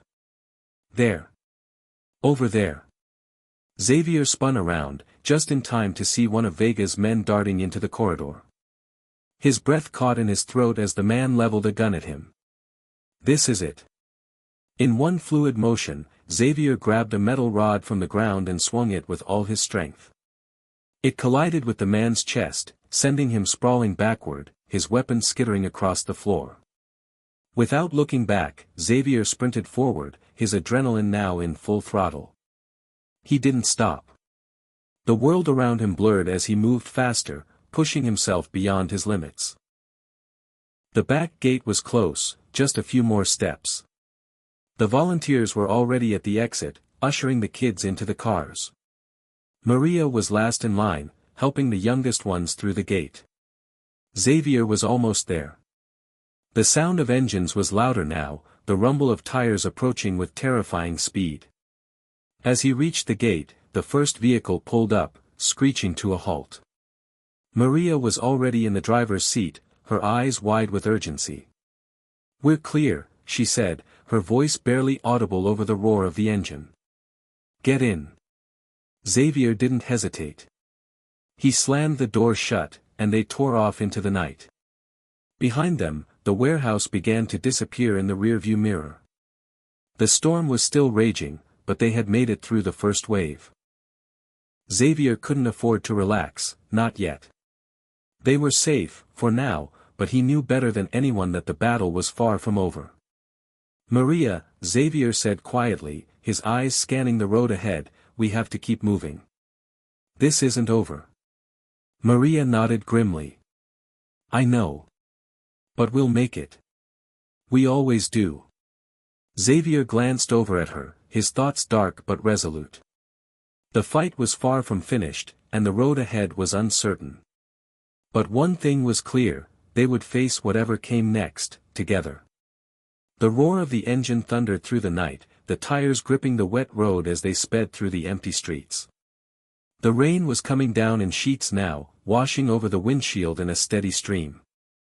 Xavier could barely make out the outline of the city ahead, its lights shimmering through the storm like distant stars. Maria's hands were firm on the wheel, her eyes focused straight ahead. Her face was tense, but there was something else there too. A flicker of resolve, a glimmer of hope. She knew the mission wasn't over, but for the first time in what felt like forever, she could almost believe it was possible. "We're almost there," she said, her voice steady but low, like she was speaking to herself more than to Xavier. Xavier nodded, his thoughts a whirlwind. His eyes scanned the rearview mirror, but there was no sign of pursuit. Yet. They had made it out of the warehouse, but they weren't safe, not yet. Vega's men would be searching for them. He couldn't afford to relax, not even for a second. The kids were quiet in the back seat, their small faces pressed against the windows as they stared out into the storm. He could see the exhaustion in their eyes, the fear that lingered even though they were no longer in immediate danger. "Do you think we lost them?" Maria asked, breaking the silence as she glanced briefly at Xavier. Xavier didn't answer right away. His mind was already calculating their next move. They had to make it to the safe house, but that was still a good few miles away. They couldn't afford to stop, not even for a moment. "I'm not sure," Xavier said finally. "We won't know until we get there. But we keep moving forward. That's the only thing we can do right now." Maria nodded, her jaw set in determination. She didn't need to ask for clarification. She knew what he meant. They had come this far by making it one step at a time, even when everything seemed impossible. They'd never back down. Xavier glanced back at the kids, his heart heavy. They were still so young, so full of potential, but their futures were hanging by a thread. His promise to protect them felt like the weight of the world on his shoulders. The silence in the car seemed to stretch on forever. The only sound was the hiss of the windshield wipers and the relentless beat of the rain. Then, a soft voice broke through the quiet, fragile and uncertain. "Xavier?" It was one of the children, a young boy named Isaac.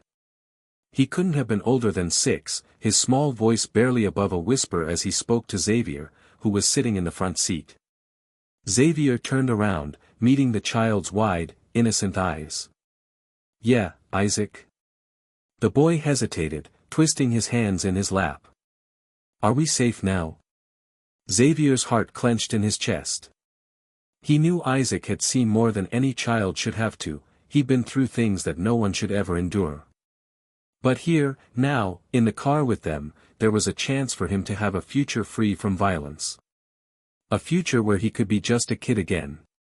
"We're getting there," Xavier said, his voice soft but firm. "We just need to keep moving." Isaac nodded slowly, his small face pale, his eyes flicking between Xavier and Maria. Xavier could see the hope in the boy's gaze, the hope that he was clinging to. It reminded Xavier of his own childhood, when he had believed that everything could be fixed, that hope was something that never really ran out. The car swerved slightly as Maria adjusted her grip on the wheel, glancing at the road ahead. "We're about 10 minutes out. Stay sharp." Xavier nodded, his thoughts returning to the danger that still loomed. There was no time to relax. Vega's reach was long, and if they were being tracked, they would need to lose their tail before they even made it to the safe house. "Maria, when we get there, we lock it down. No one goes in or out unless we say so," Xavier said, his voice clear, a sense of command creeping back into his tone. "We don't take any chances." Maria didn't flinch. She was used to this, used to the weight of decisions, used to being in the thick of things. She glanced at Xavier briefly, her eyes hardening. "Understood." The rain seemed to grow heavier as they neared the outskirts of the city, the streets slick and treacherous. Xavier could feel the tension in his shoulders, the tightening of his jaw.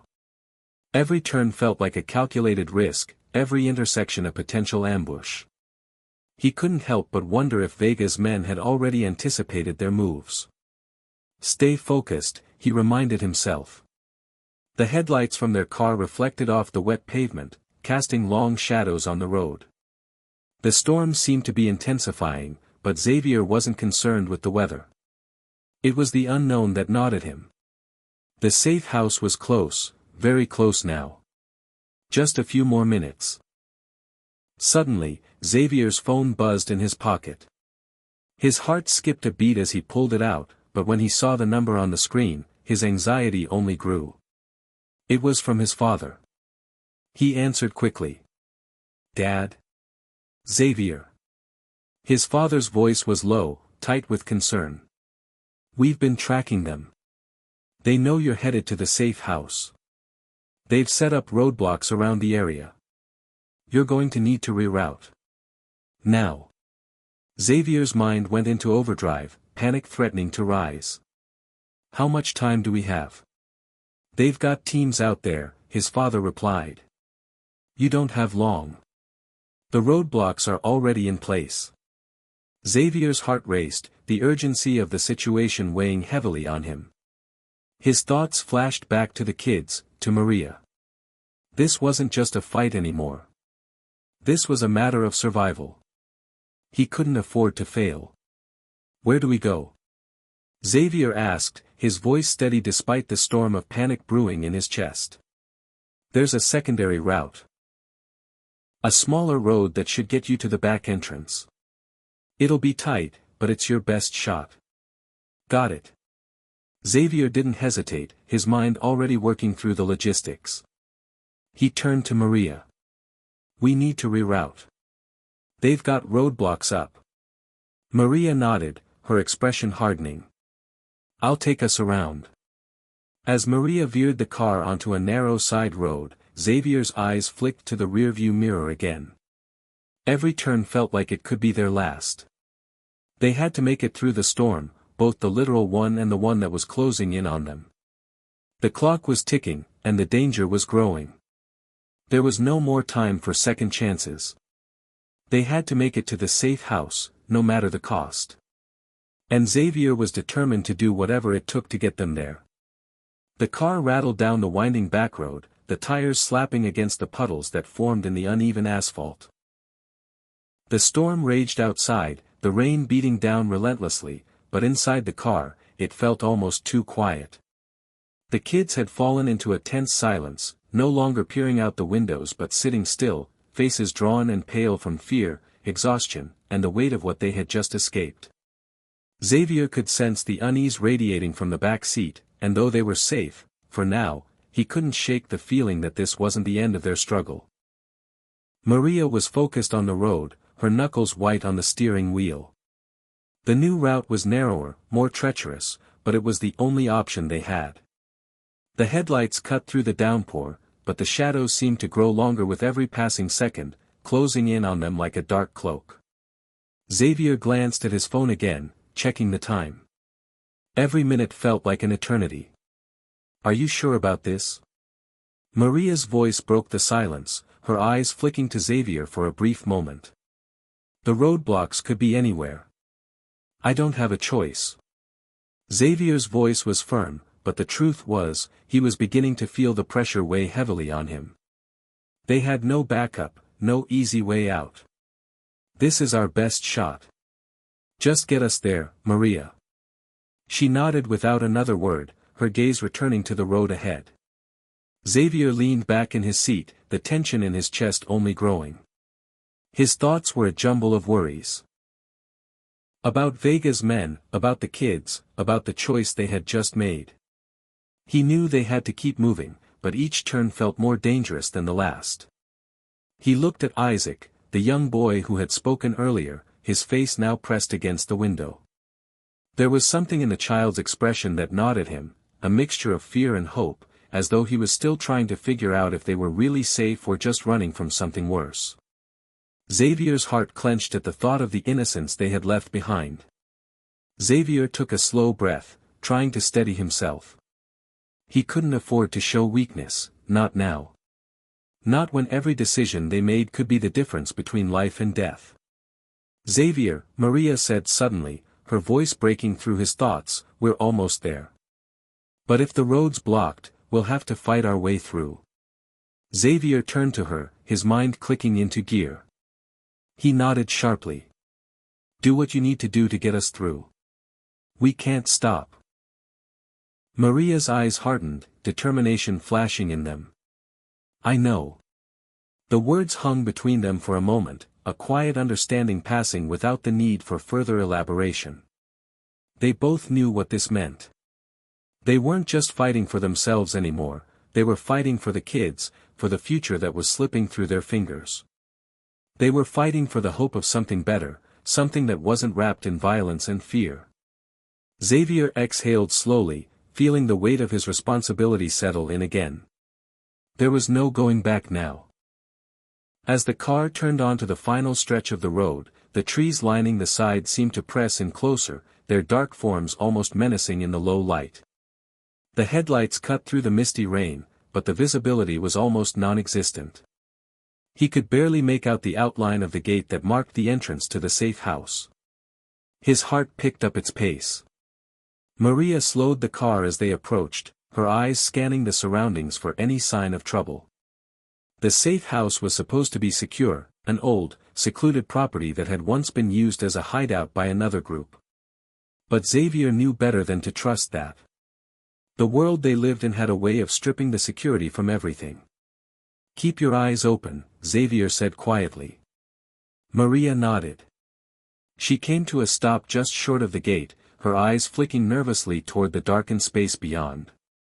"Get out," she ordered, but her voice was tight with tension.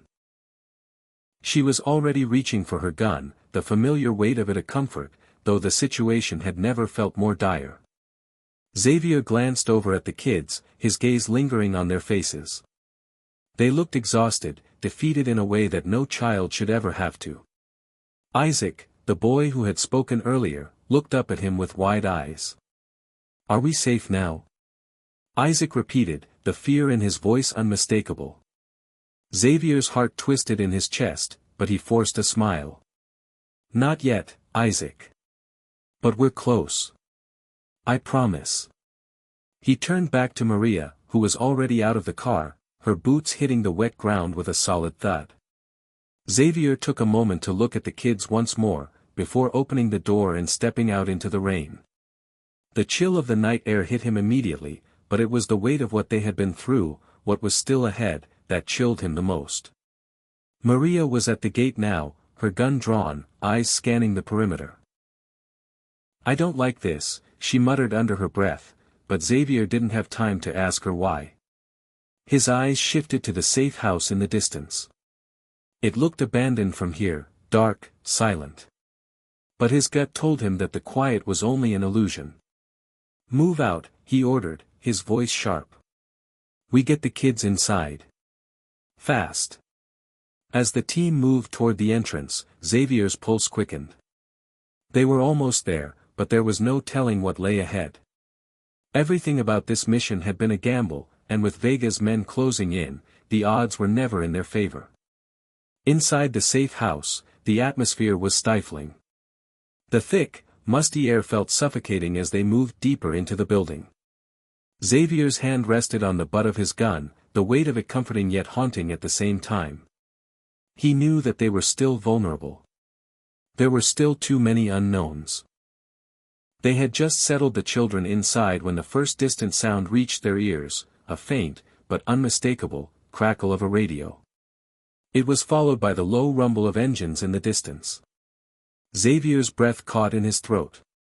"Maria," he said, his voice low but urgent, "we're not alone."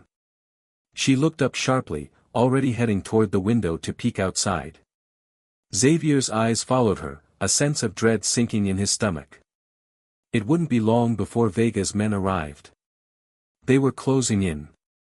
He looked at the kids, their wide, fearful eyes staring back at him, searching for comfort. He wasn't sure if he could give them that. "Not yet. We have to be ready," Xavier said quietly. "Whatever happens, we stay together." The storm outside wasn't the only thing brewing now. The real storm was coming, and Xavier had no way of knowing how bad it was going to get. But he had no choice but to face it. And this time, there would be no turning back. The air inside the safe house felt oppressive, like the walls were closing in around them. The soft whispers of the rain hitting the windows were the only sounds in the room, but the silence was deafening. Xavier stood at the window, his hand gripping the curtain as he peered outside. The storm was relentless, but that wasn't what worried him. It was the distant hum of engines, the unmistakable sound of cars coming closer. The enemy was almost here. Maria had already moved into position, her gun in hand, eyes scanning the perimeter. Her usual calm demeanor was gone, replaced by something harder, more urgent. She'd known this could happen, but the reality was always more terrifying than the possibility. The safe house, their last sanctuary, was about to be compromised. "Xavier," Maria called softly, her voice low but clear. He turned to look at her, her expression grim. "We need to move fast. They're getting closer." He nodded, his thoughts racing. "Get the kids to the back of the house. Tell them to stay low. Don't let them make a sound. We're going to need all the time we can get." Maria's eyes softened for just a moment when she glanced at the children huddling together in the corner, their faces pale with fear. They had come so far, endured so much, but the real test was now upon them. She didn't say anything, just gave him a sharp nod and moved to gather the children. Xavier's heart tightened in his chest as he watched her lead them down the hall. He knew she could handle herself. She was a fighter, trained and unyielding. But that didn't make him feel any better about the danger they were in. The weight of responsibility felt heavier than ever before. He turned back to the window, squinting against the rain as he tried to make out any figures in the darkness. He could barely see a few shapes moving through the haze, and his pulse quickened. It was them. The enemy was closing in. He needed to buy them more time.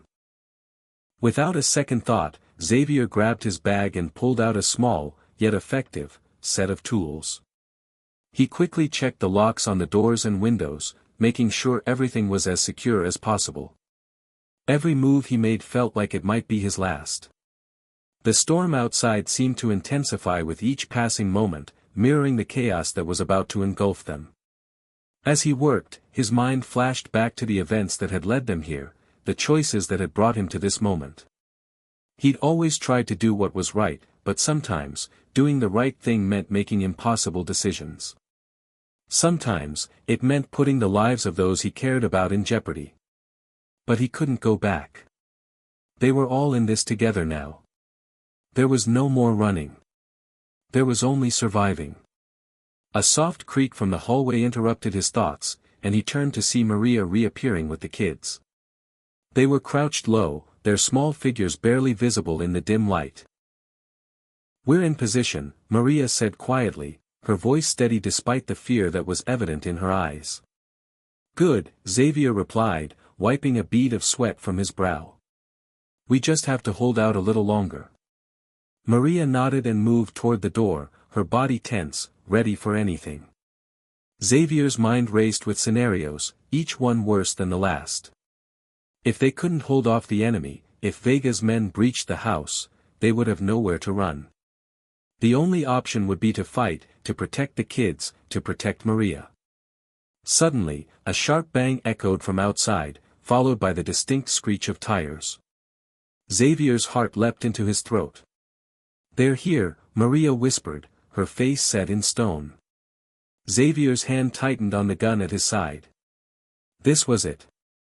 They were going to fight or die trying. He moved quickly, motioning for Maria to take the rear. "We hold this position. We don't give them anything." Maria didn't flinch. "Understood." The room was silent except for the sound of their breathing and the rain hammering against the roof. Xavier's mind ran through every plan he could think of, every tactic he'd ever learned. They couldn't let Vega's men breach the safe house. Not now, not after everything they had been through. The seconds ticked by, each one feeling like an eternity. Then, the first blast of gunfire erupted from outside, followed by the distinct sound of shouting.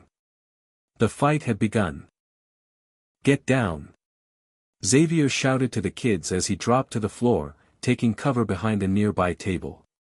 Maria was already in position, her eyes scanning the room for any signs of movement. The sound of boots stomping through the mud outside grew louder. They were getting closer. Xavier's grip on his weapon tightened as he listened to the commotion outside. He couldn't see them yet, but he could hear them. Vega's men were moving in. They were close. Too close. "Stay low," Maria ordered the kids, her voice low but firm. They all huddled together in the corner, eyes wide with fear, but they listened to her. Maria had always been the one to provide strength when it was needed most, and now, her calm demeanor was the only thing keeping them grounded. Xavier's eyes narrowed as he peered out through the cracked window. He could make out the silhouettes of men moving cautiously, their guns raised, moving like predators hunting their prey. They were closing in on the front door. "Ready yourself," Xavier whispered to Maria. He was going to need her more than ever now. "Always," she replied, her eyes sharp and focused. She didn't need to say anything else. They both knew what was coming. The next few minutes were a blur of noise, shouting, gunfire, and the sound of footsteps crashing through the rain-soaked earth. The enemy was at the door, and there was no turning back. Xavier took a deep breath, his pulse pounding in his ears. He was about to lead them into the fight of their lives. "Hold your fire until I give the signal," Xavier said in a voice that was barely audible. Maria nodded. They were ready. And they were going to make sure that they would leave nothing behind. They would protect the kids. They would protect each other. For as long as it took. The distant sound of boots slapping against the wet earth drew closer. Xavier's heart thudded in his chest as the air seemed to thicken with tension. The storm outside had intensified, but the real storm was the one about to break inside the safe house. He could hear the growl of engines just beyond the tree line, a stark reminder that there was no escaping this. "Get ready," he whispered, his voice barely audible over the rain. He kept his hand firmly gripping the trigger of his weapon, his finger poised but not yet engaged. Maria had positioned herself across from him, her eyes scanning the shadows outside, her body coiled like a spring ready to release. Every muscle in her frame was taut, every breath calculated. They were as ready as they would ever be. Xavier glanced back toward the kids. They were huddled together in the corner of the room, as far away from the windows as possible, their wide eyes fixed on him with a mixture of fear and trust. They knew what was at stake. He could see it in their eyes. They weren't just afraid of the men outside. They were afraid for their future, for the uncertainty of the world they had been thrust into. A sharp knock on the door, loud and deliberate, broke the silence. Xavier's pulse quickened. It was time. The doorframe shook as the first blast of gunfire hit the wooden planks of the old house. It wasn't a barrage, just a few shots to test the resistance, but it was enough to make the walls tremble, enough to make the floorboards creak under their feet. The safe house, once a symbol of refuge, now felt like a coffin. Xavier didn't wait. He signaled to Maria, who instantly moved to the other side of the room, finding her spot behind a stack of crates. Her movements were fluid, practiced, no hesitation, no doubt. They had fought together before. This wasn't their first battle. "Stay low," Xavier told the kids, his voice steady. He didn't have to say it twice. They had already instinctively crouched down, doing their best to stay out of sight. The sound of a door being kicked and echoed through the house, followed by the sound of men shouting in harsh, guttural tones. They were inside now. Xavier's chest tightened. The next moments would decide everything. "Now," Xavier whispered to Maria. In an instant, Maria emerged from her cover, gun raised. The sharp crack of her first shot sliced through the chaos, the bullet finding its mark. The first man crumpled to the ground, the rest of them scattering for cover. But the attack had been a warning shot. The real fight was just beginning. Xavier didn't hesitate. He sprang into action, moving with the fluidity of a soldier who had been through too many battles to count. He dove to the side, just as bullets zipped past, narrowly missing him. He didn't let the near miss distract him, instead, he fired back, the sound of his shots reverberating through the walls. The safe house was quickly becoming a war zone, every room filled with the deafening roar of gunfire. Maria was taking down enemies one by one, her shots precise, her eyes never leaving her targets. She was a force of nature. But even she couldn't do it alone. Xavier kept moving, a blur of action as he fired, ducked, and rolled, trying to cover as much ground as possible. The kids, huddled in the corner, had no way to understand what was happening around them. They could hear the gunshots, the shouting, the explosions. But they had no way of knowing how close they were to the edge of disaster. "Keep your heads down," Xavier shouted again, his voice full of urgency. Suddenly, the door to the main hall crashed open, and a group of men stormed in, their rifles raised. Xavier barely had time to react. He dove to the ground, narrowly avoiding a spray of bullets that ricocheted off the walls. His heart hammered in his chest. They were getting closer, too close. "Xavier!" Maria's voice sliced through the chaos. She was at his side in an instant, her eyes wild with focus. "We need to fall back. There's too many of them." Xavier didn't answer right away. He was too busy calculating their next move. The front door had been breached. There was no escaping through it now. The windows weren't much better. Every exit was compromised. He was trapped. But there was one way out. "Back to the basement," he barked. "Now." Maria didn't hesitate. She grabbed the kids, ushering them quickly toward the rear of the house. Xavier kept an eye on their progress, his gun at the ready, taking down another enemy soldier who had managed to slip past their defenses. The crackle of gunfire continued to fill the air, and the stench of burning wood and smoke made the entire house feel like it was collapsing around them. The basement. It wasn't a perfect escape, but it was a chance. Xavier moved fast, darting across the room to follow Maria's trail. He could hear the children's nervous whispers, their footsteps quick and uneven as they made their way down the stairs into the basement. It was a tight, dark space, but it would offer them the cover they needed to regroup. "Everyone, stay close," Xavier instructed, his voice low but firm. The kids were already crouching in the far corner, their eyes wide and filled with terror. Xavier's heart broke a little as he saw their faces. They didn't deserve this, none of them did. But this was the reality of the world they lived in. Xavier took one last glance up the stairs. He could hear the men moving through the house above them, their voices muffled but still full of intent. They were searching for them. They would find them, eventually. But for now, they had a moment of respite. "Maria," he said softly, his voice carrying the weight of the moment. "What now?" Maria looked at him, her face hard as stone. "Now we survive." The storm raged on outside, but inside the basement, the only sound was the harsh breathing of the group. It felt like a lull, the calm before the storm. But Xavier knew better. The real fight was far from over. He didn't have much time to think, didn't have much time at all. But he had to be ready. For what was coming. For whatever came next. Because they weren't done yet. And they would fight. The air inside the basement felt thick and heavy, the sound of each breath echoing through the silence. Xavier crouched in the corner, his back pressed against the cold stone wall, eyes scanning the narrow room.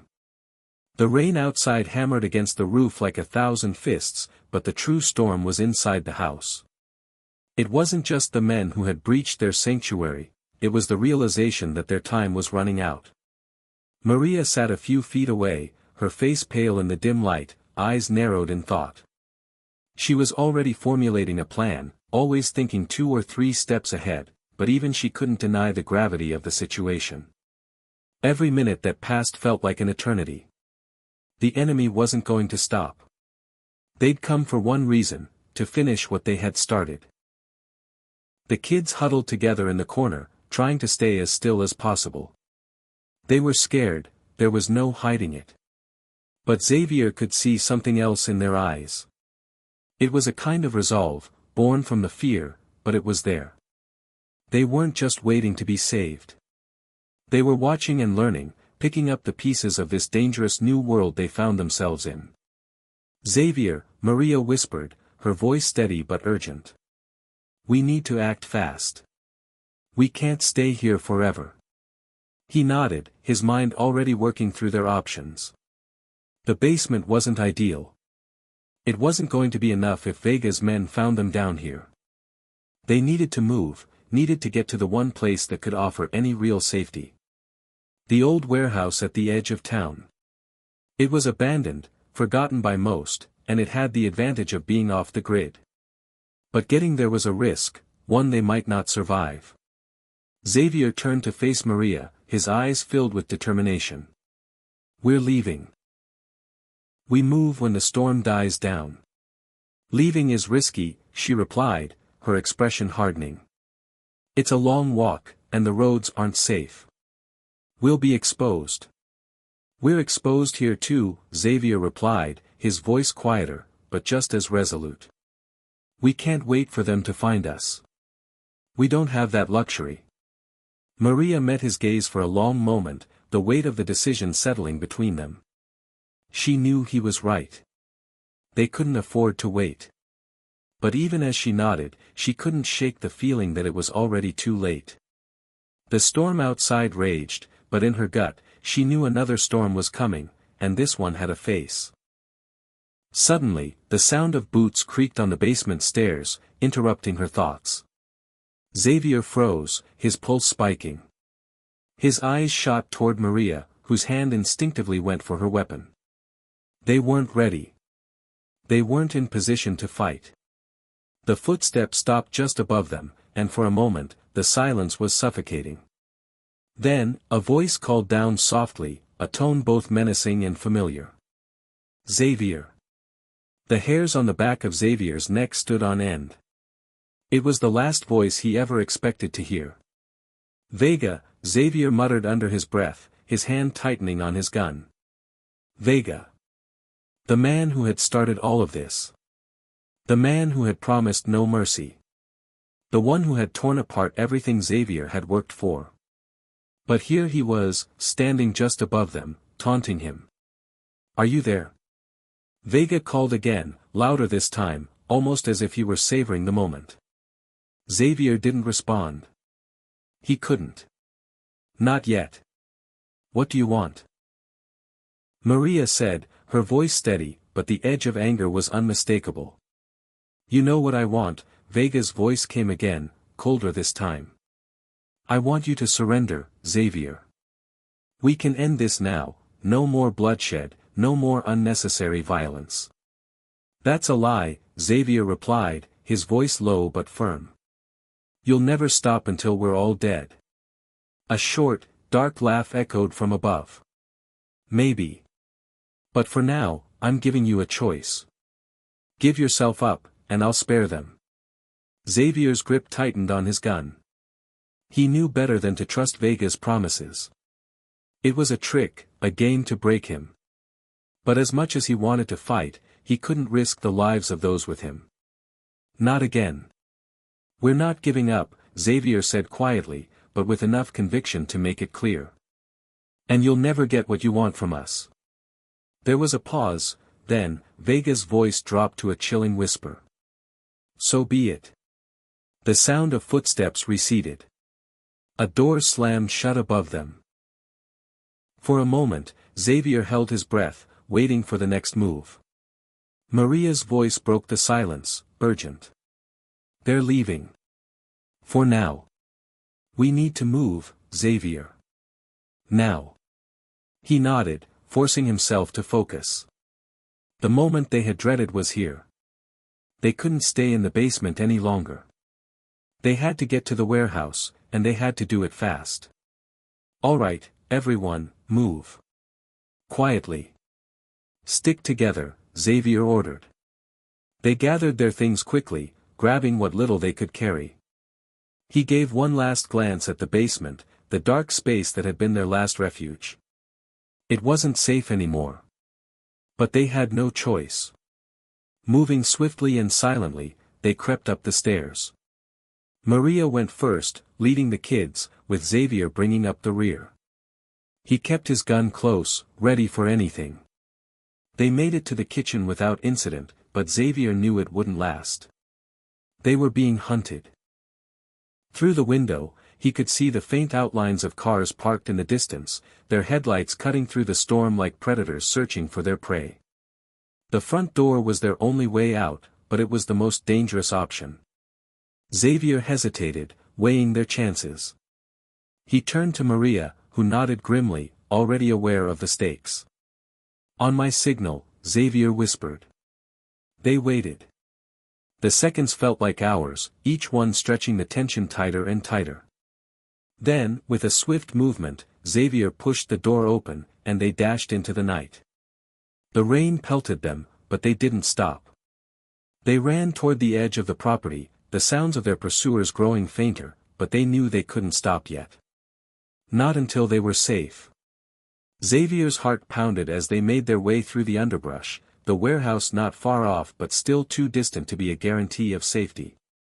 Every crack of a twig, every rustling leaf, made him tense. They were being hunted, but they couldn't stop running. Not yet. Keep moving. Xavier shouted, his voice filled with urgency. He couldn't see the future. He couldn't know if they would make it to the warehouse alive. But he knew one thing, they couldn't afford to stop now. Not when everything depended on their survival. The storm was still raging. But their fight was far from over. The world felt surreal in the midst of the storm, the rain and wind howling around them like the cries of a living beast. Xavier's breath was sharp in his chest as he pushed forward, his mind focused on the narrow path leading through the dense woods. The warehouse was close now, he could see its silhouette through the rain, an imposing structure that promised shelter. But he knew it wasn't a safe haven yet. Behind them, the faint hum of vehicles still lingered in the air. They were being hunted. It wasn't just a pursuit. It was personal. Vega wouldn't stop until he had them. Until he had Xavier. Xavier's thoughts kept drifting back to that voice, Vega's voice. It had echoed through the basement with an almost sickening sense of satisfaction. It wasn't just a threat, it was a promise. And Xavier knew that promise wasn't one he could ever trust.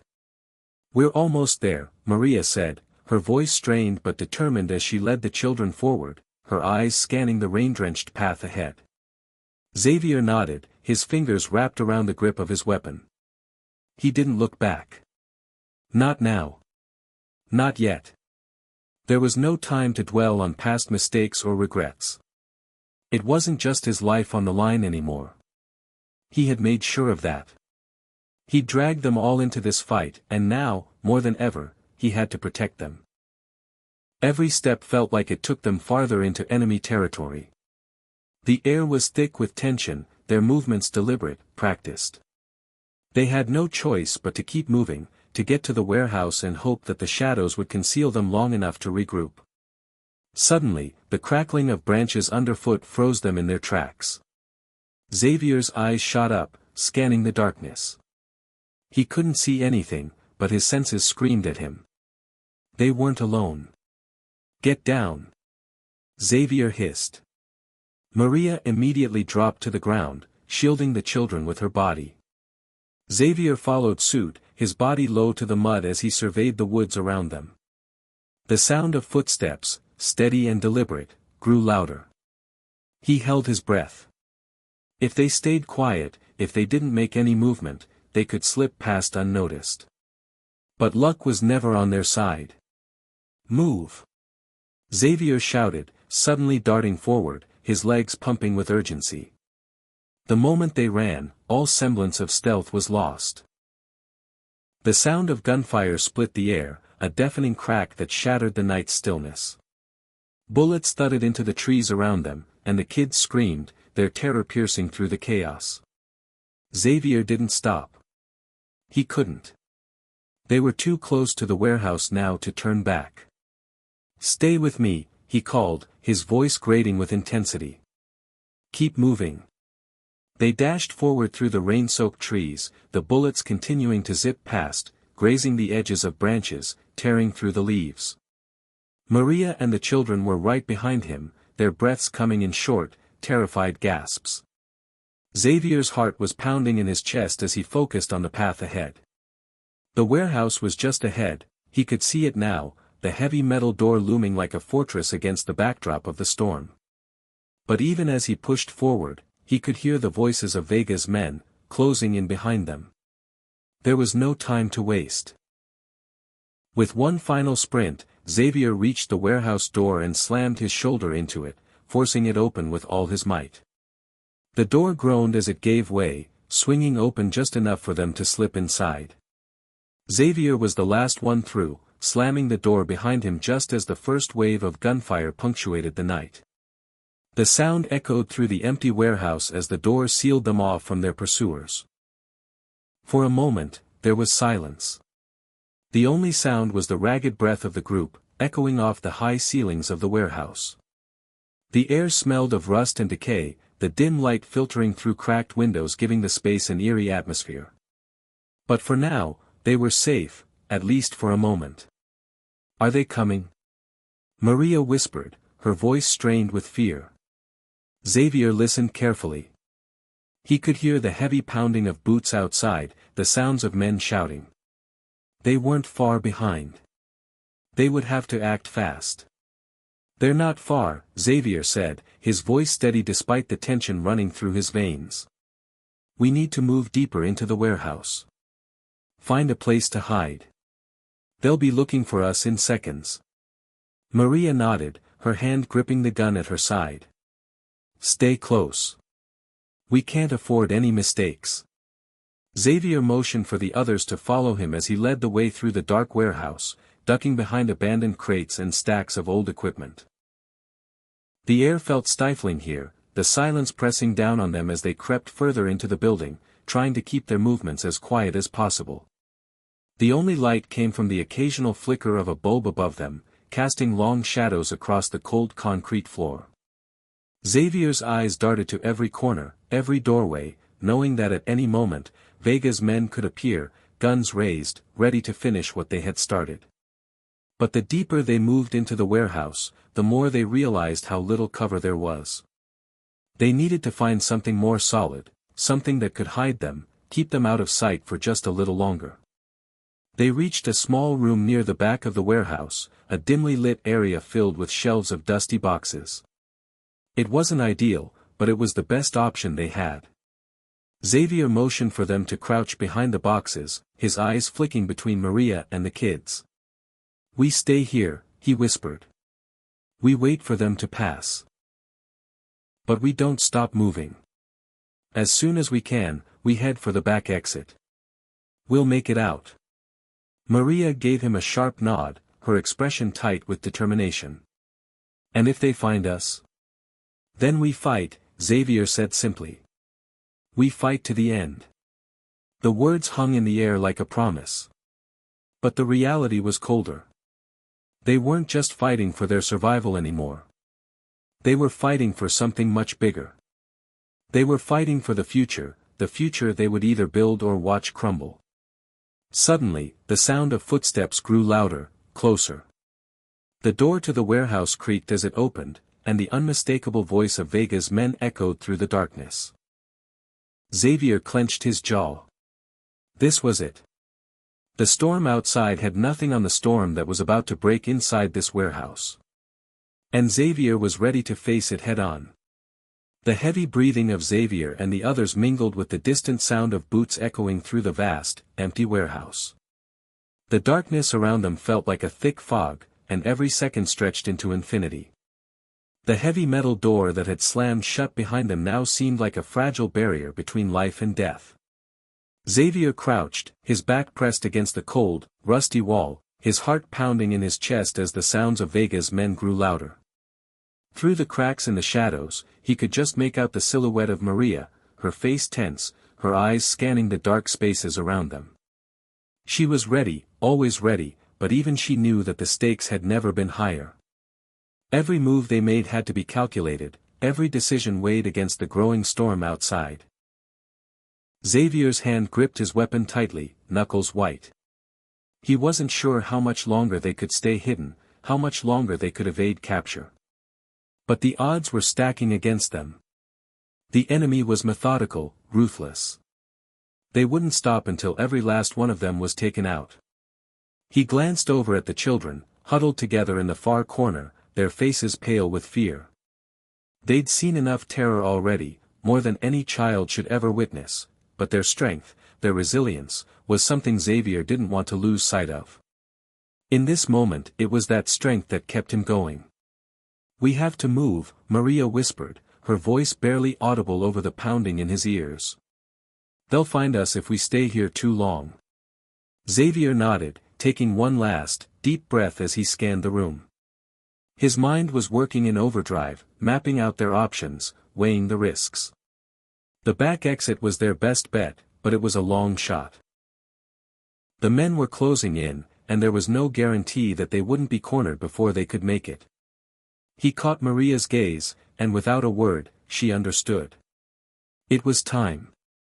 "Stick to the shadows," Xavier ordered, his voice low and sharp. "We make for the back exit, no hesitation." They moved swiftly, like ghosts in the darkness, keeping as low to the ground as possible. The warehouse seemed to stretch on forever, its aisles filled with towering shelves of crates and forgotten machinery. The occasional flicker of light from overhead bulbs cast distorted shadows, making every creak of the building sound like a threat. Xavier's eyes never stopped moving, scanning for any sign of movement, any indication that they had been spotted. But the silence was deafening, and the longer they stayed hidden, the tighter the grip of panic wrapped around his chest. Then, the silence was shattered. A sudden crash. The unmistakable sound of metal scraping against concrete. Someone had kicked over a stack of crates nearby, and the echo was deafening. Xavier cursed under his breath, his instincts screaming at him to act. "They know we're here," he muttered, motioning for the others to follow him. He led the group further into the shadows, ducking behind a stack of old wooden crates just as the first of Vega's men appeared in the doorway. The man moved cautiously, his flashlight sweeping across the space, cutting through the shadows like a predator on the hunt. Xavier's heart raced as he pressed himself against the wall, trying to stay as still as possible, not even daring to breathe too loudly. The man paused, his flashlight flicking toward their hiding spot. Xavier's grip on his weapon tightened, his mind racing. If he moved now, they'd be exposed. But if he didn't, they would be trapped. The man took a step closer, his boots crunching over the debris on the floor. Xavier's thoughts were interrupted by the sound of a voice, Maria's voice, low but steady. She was whispering something to the children, her tone both soothing and commanding. It was a reminder that they weren't just fighting for their survival, but for the future. And then, the light flickered off. Xavier didn't waste a second. Now, he barked. In a blur of motion, Xavier and Maria sprang into action. Xavier fired first, the sound of his gunshot deafening in the confined space. The man dropped instantly, his body crumpling to the floor. But there was no time to celebrate, no time to think. They had to keep moving. Xavier grabbed Maria's arm, pulling her along as they sprinted toward the back exit, the children following close behind. The warehouse was alive with noise now, with the sounds of Vega's men shouting, searching, closing in on them from all sides. The walls seemed to pulse with the heat of impending danger. Xavier's mind was running through their options at a breakneck speed. They could try to make a stand at the back door, but the chances of surviving a firefight with multiple armed men were slim. Their only hope was to get out of the building and into the cover of the trees outside. But the way was blocked. A group of Vega's men had already reached the back exit, standing in their way, guns drawn. Xavier's heart sank as he realized they were trapped. "Move!" Maria shouted, breaking the silence, her voice filled with both command and fear. They didn't have the luxury of choice. They had to fight their way through. Xavier quickly assessed the situation. They were outnumbered, and the chances of survival were growing slimmer by the second. But he wasn't going to give up. Not now. Not when everything they'd fought for was on the line. Without hesitation, he sprang into action, taking cover behind an old shelf. He fired twice, hitting one of Vega's men square in the chest. Another man dove for cover, but Xavier was already moving, shifting positions with the precision of a soldier who'd been through countless battles. Maria fired next, her aim steady as she took down a second man, her face hard with resolve. She was calm, controlled, exactly what Xavier needed right now. The children crouched behind them, doing their best to stay out of the line of fire, but Xavier could see the fear in their eyes. This wasn't a game anymore. This was life or death. Then, just as the fight seemed to reach its peak, the loud sound of a familiar voice echoed through the chaos. "Enough!"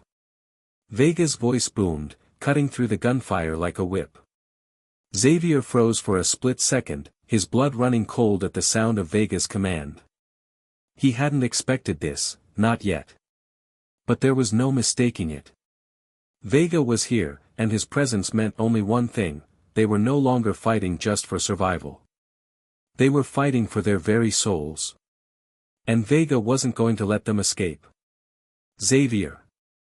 Vega called again, his voice both mocking and commanding. "This ends now. You can't hide from me forever." Xavier's pulse hammered in his chest as he ducked behind cover, his mind racing. They needed to get out of here, and fast.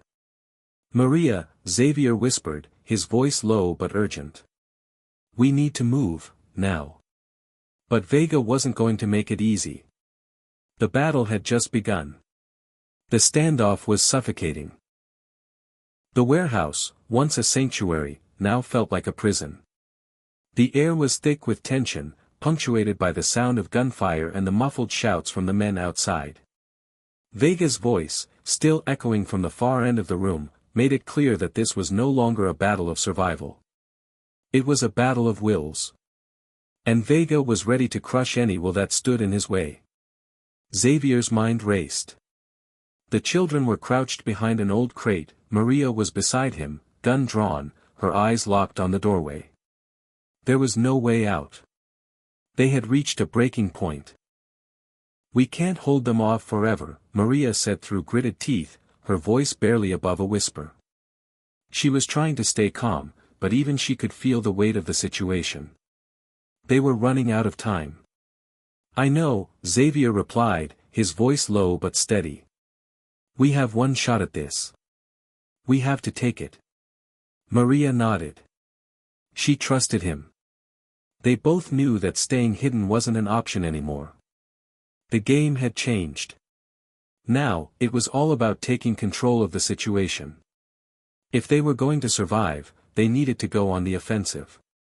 Xavier carefully peered around the crate. In the distance, he could see the shadowy figures of Vega's men, all armed and scanning the warehouse for any sign of movement. But there was no sign of Vega himself, yet. Xavier's eyes flicked to the back of the warehouse, the shadows where the exit lay. That was their goal, their one and only chance to escape.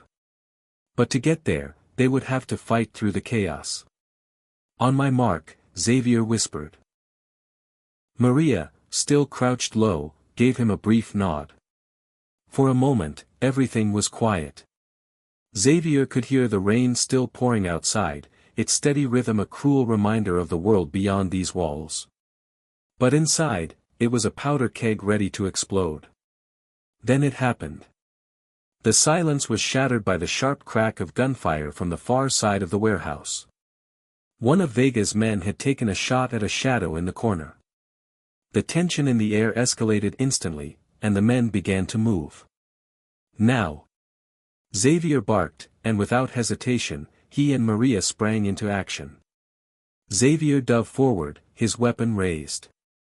In one fluid motion, he fired at the first man he saw, a clean shot to the chest. The man dropped like a ragdoll, but there was no time to savor the victory. The remaining men returned fire, bullets ricocheting off the walls, the sound deafening in the confined space. Cover me! Xavier shouted to Maria, as he dove behind a nearby stack of crates for cover. Maria nodded, her face hard with determination. She fired back, her shots precise, hitting one of Vega's men in the shoulder, sending him stumbling backwards. Xavier knew that this was their moment. He had to keep pushing forward, keep forcing their way to the back exit.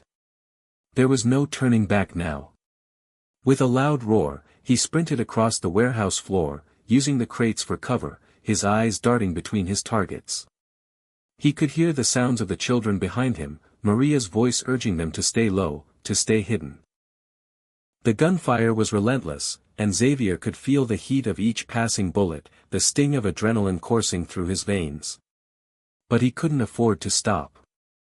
The exit was so close now, and they needed to escape before Vega could corner them. Just as Xavier was about to make his next move, a familiar voice rang out from the shadows, cutting through the chaos. Xavier! It was Vega. Xavier's blood ran cold. There, at the far end of the warehouse, standing in the light of the broken windows, was Vega himself, flanked by two of his most trusted men. The man was the embodiment of arrogance, a smug smile on his face as he surveyed the carnage around him. You think you can escape, Xavier? Vega's voice was smooth, mocking. He took a step forward, his arms outstretched as if he were welcoming them into some twisted version of fate. You've been running for so long, but it ends here. Xavier's eyes narrowed, his grip tightening on his weapon. He knew Vega's games. He knew the man was trying to provoke him. But Xavier couldn't afford to lose focus. Not now. Maria moved into position beside him, her eyes never leaving Vega. She fired again, hitting one of the men flanking Vega, but the second one returned fire immediately. The gunshot echoed through the warehouse, but Xavier was already moving. He turned to Maria. Cover me. She didn't hesitate. She fired a barrage of shots, keeping Vega's men occupied as Xavier darted to the left, using the crates as shields. His heart was pounding in his chest, but there was a calmness in his movements now. He had a plan. Vega watched him with a cruel smile, knowing Xavier had no real escape. But he didn't know Xavier's final move. The whole time, Xavier had been calculating their movements, waiting for the right opportunity to strike. With a roar, Xavier leapt from behind cover, making a break for it. Vega's men fired at him, but Xavier was faster, diving into the shadows, closing the distance. He was only a few feet from Vega now. You really think you can take me down? Vega sneered, his hand reaching for his weapon. Xavier didn't reply. His movements were sharp, calculated. He lunged forward, disarming Vega with a swift move and knocking him to the ground. The shock of it stunned Vega for a moment, but his men quickly reacted, aiming their guns at Xavier. In that moment, everything seemed to slow. Xavier could feel the weight of the gun in his hand, the tension in the air thickening. Then, a voice echoed from the darkness, Maria's voice, urgent and fierce. Xavier! Move! With a single, swift motion, Xavier shoved Vega aside, knocking the weapon out of his hand. He didn't stop to look back as he sprinted for the back exit, the men hot on his heels. And then, freedom. Xavier burst through the door, the cold rain slapping against his face as he stumbled into the night. Behind him, the sound of footsteps grew fainter. But Vega wasn't far behind. They needed to move faster. Xavier turned back for one last glance at the warehouse. It was their last stand, their final battle. But it wasn't over yet. Not by a long shot. The rain fell in heavy sheets as Xavier and his group ran, their breath ragged in the cold night air. Every step they took felt like a desperate sprint toward freedom, but they were far from safe. The distance between them and Vega's men had grown, but not by much. The chase was still on. The sound of boots crunching through the wet ground echoed in their ears, growing louder as Vega's men closed in. Xavier led the way, his heart racing. Behind him, Maria was keeping pace, her eyes scanning the darkness for any sign of danger. The children were trying to keep up, their footsteps hurried and uneven, but they were exhausted. Xavier's mind flickered with the image of them, so small and fragile, fighting for survival in a world that seemed to offer them nothing but chaos. But they weren't done yet. Not by a long shot. We have to find cover. Maria shouted, her voice barely audible over the pounding rain. Xavier nodded, spotting an old shack just ahead. It was their best chance, a place to regroup, catch their breath, and maybe, just maybe, turn the tables on Vega and his men. Head for that shack, Xavier barked. Move quickly. The group pushed forward, making their way toward the dilapidated building. The wind howled around them, as if nature itself was trying to stop them from escaping. But Xavier didn't care. They were this close to freedom, so close to getting away from this nightmare.